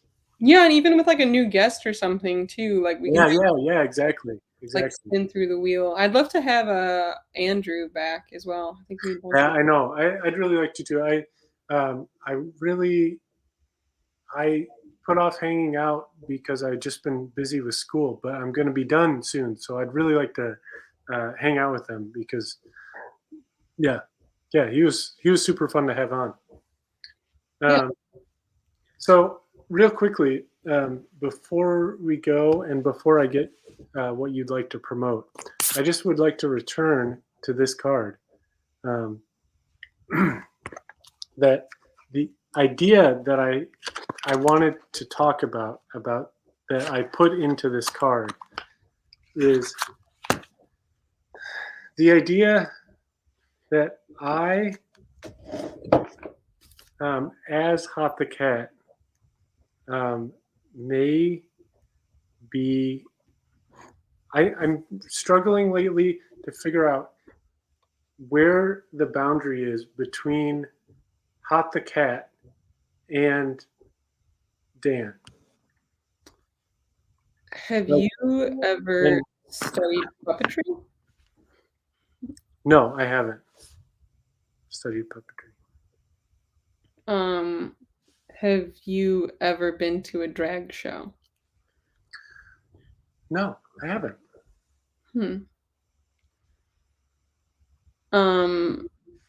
Well, I'm not entirely sure, like, the context of that question, but the way that I'm interpreting it. Yeah, I'd love to hear. I'm not sure if that was like, if that was through the context of gender and when we were talking about it then, or if it was like how you feel when you're in Hot the Cat mode. Yeah, I think the question for me is, what is the boundary? Like does Hot the Cat exist like separately from my life? Like I'm talking, like I've been talking about going to school for psychology, or I've been talking about how I have a partner, but those are things that I, as Dan, have. And is that necessarily true for Hot the Cat? Like, is Hot the Cat going to school for psychology? I don't really think so. But like, as like the same person as Dan, like who is also Hot the Cat, I am going to. So it influences Hot the Cat, but I don't know where to draw that line, or if I can draw the line, because I'm just doing this with my friends. You know, like you know me in both contexts, and so they're going to overlap. Yeah. I don't think I was like around at the beginning of the show, so I'm not sure how Hot the Cat originated or if it's like Sasha Fierce and Beyonce. Are you aware of Sasha Fierce and Beyonce? No. I'd love to hear it. So Sasha Fierce and Beyonce are both kind of Beyonce, right? So Beyonce invented Sasha Fierce as her alter ego. Her alter ego that allowed her to say more and like be more vulnerable and share more, even though it was about her own personal life. It was just like a cap of like, or like a persona of bravery that allowed her to tell those stories. So like Sasha Fierce is her album after the album was called I Am Sasha Fierce. And I believe it came out after album 4. 4 was like the first album that she made without her dad on her label as her manager. Which I think like a lot of like with her with Destiny's Child, she wrote a lot of songs about her relationships and men, and like she still does that like in her later albums, but like the song started to become like a little more feminist and a little more like about womanhood in certain ways. And then also like, but in Sasha Fierce, she was like really allowed herself to be sexy and be this like persona that like maybe she wouldn't have been able to write if her dad was her manager, you know?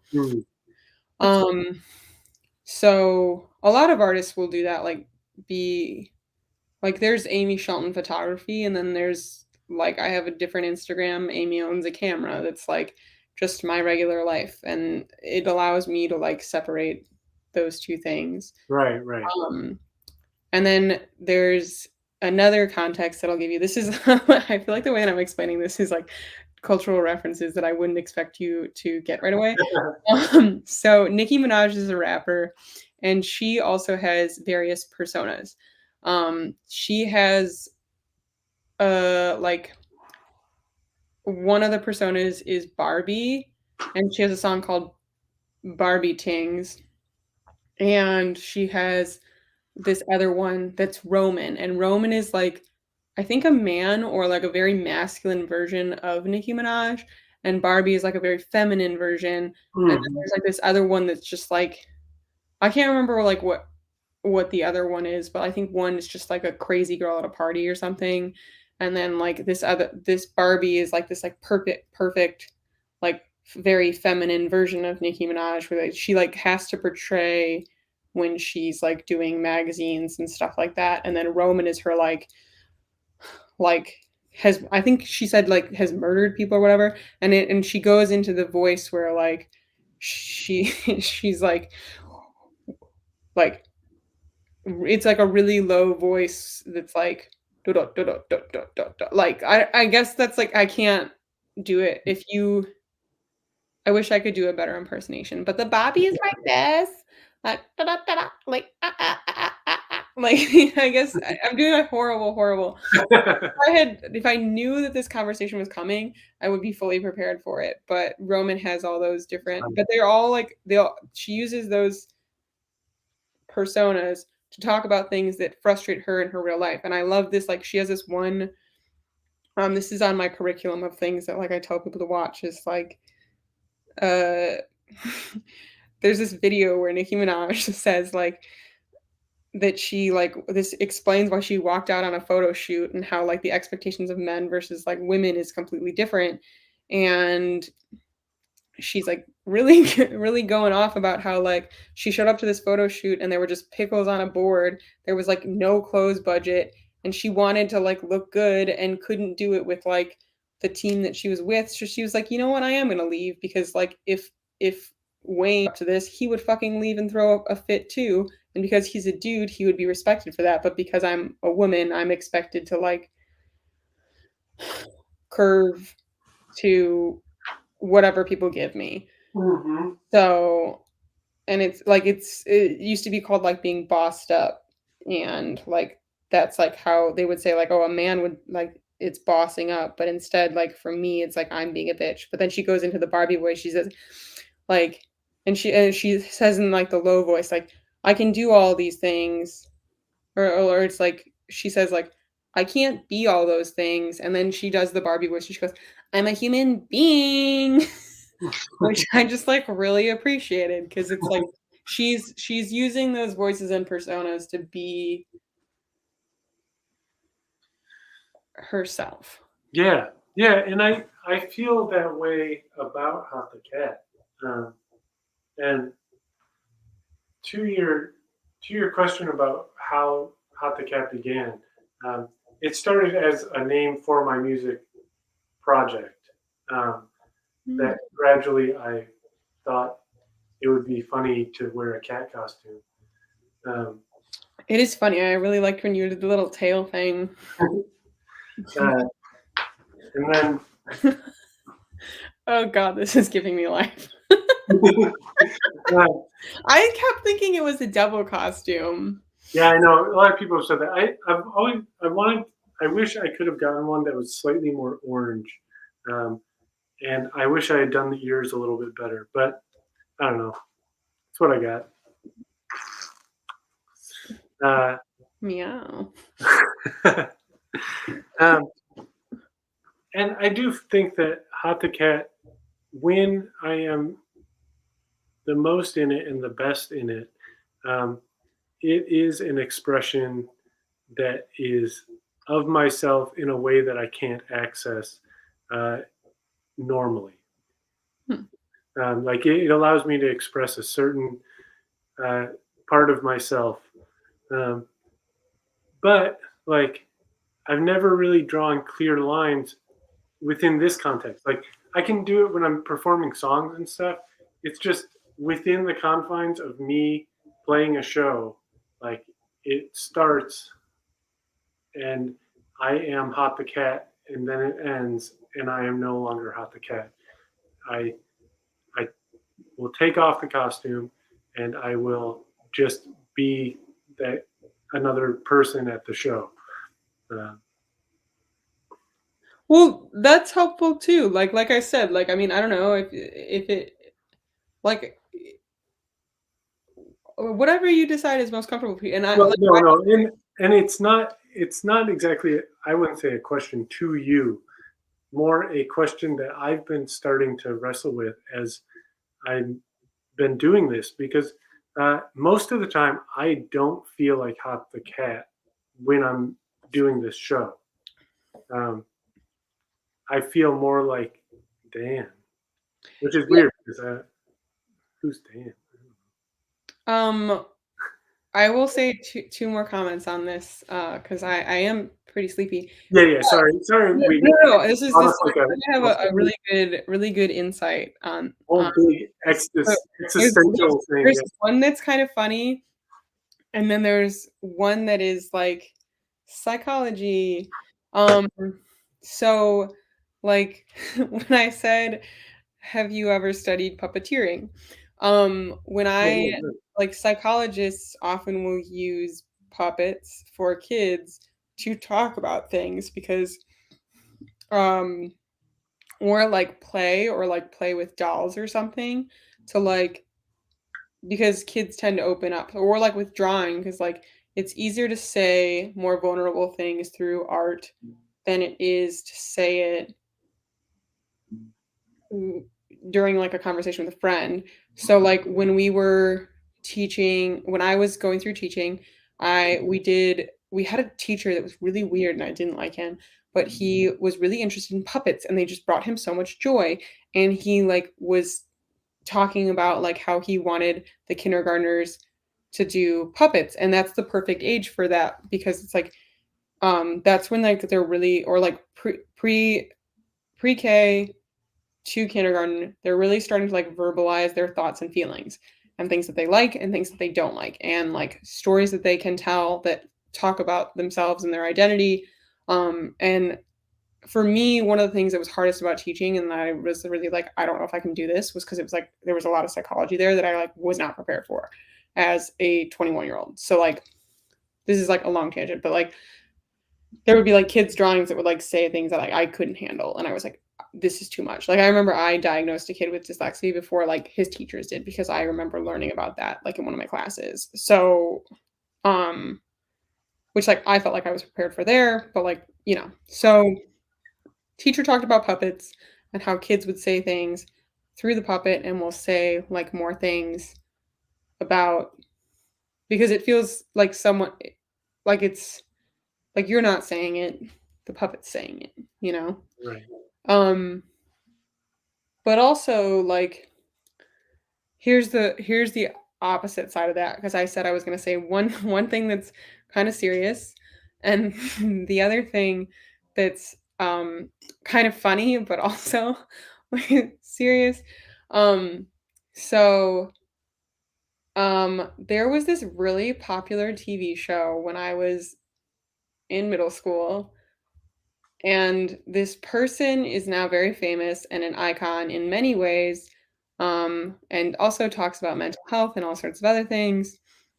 Um, and I recently saw Miley Cyrus in concert, but she was on a show called Hannah Montana. Right. And there's this, I can't remember the name of the song, but essentially she's like She has a song called Best of Both Worlds, and she explains what it's like. Because the whole show of Hannah Montana was that she could be a pop star, but she also got to be herself.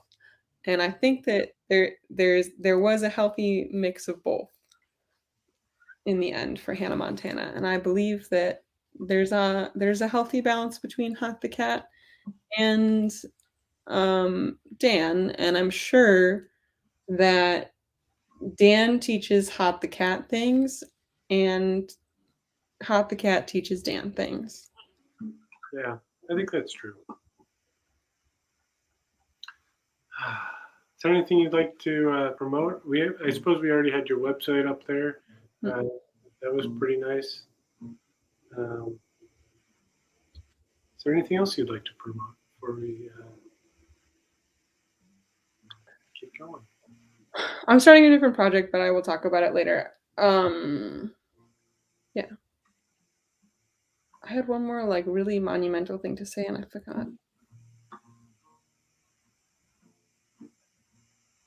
Well, while you're thinking, I'm gonna once again kind of recap the promotions that I've already suggested tonight, which is Lone Cornmeal Machine. Check out all their videos. They're real great.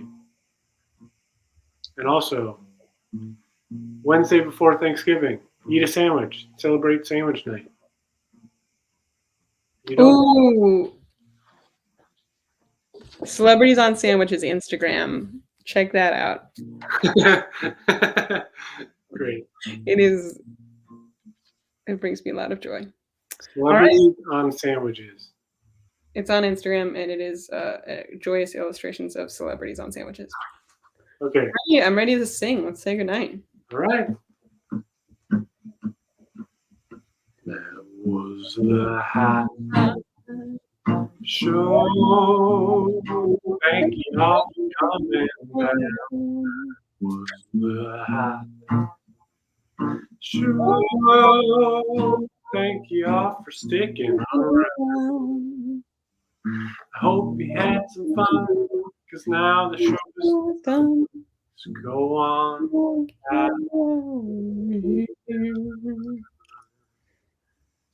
Bye, everyone.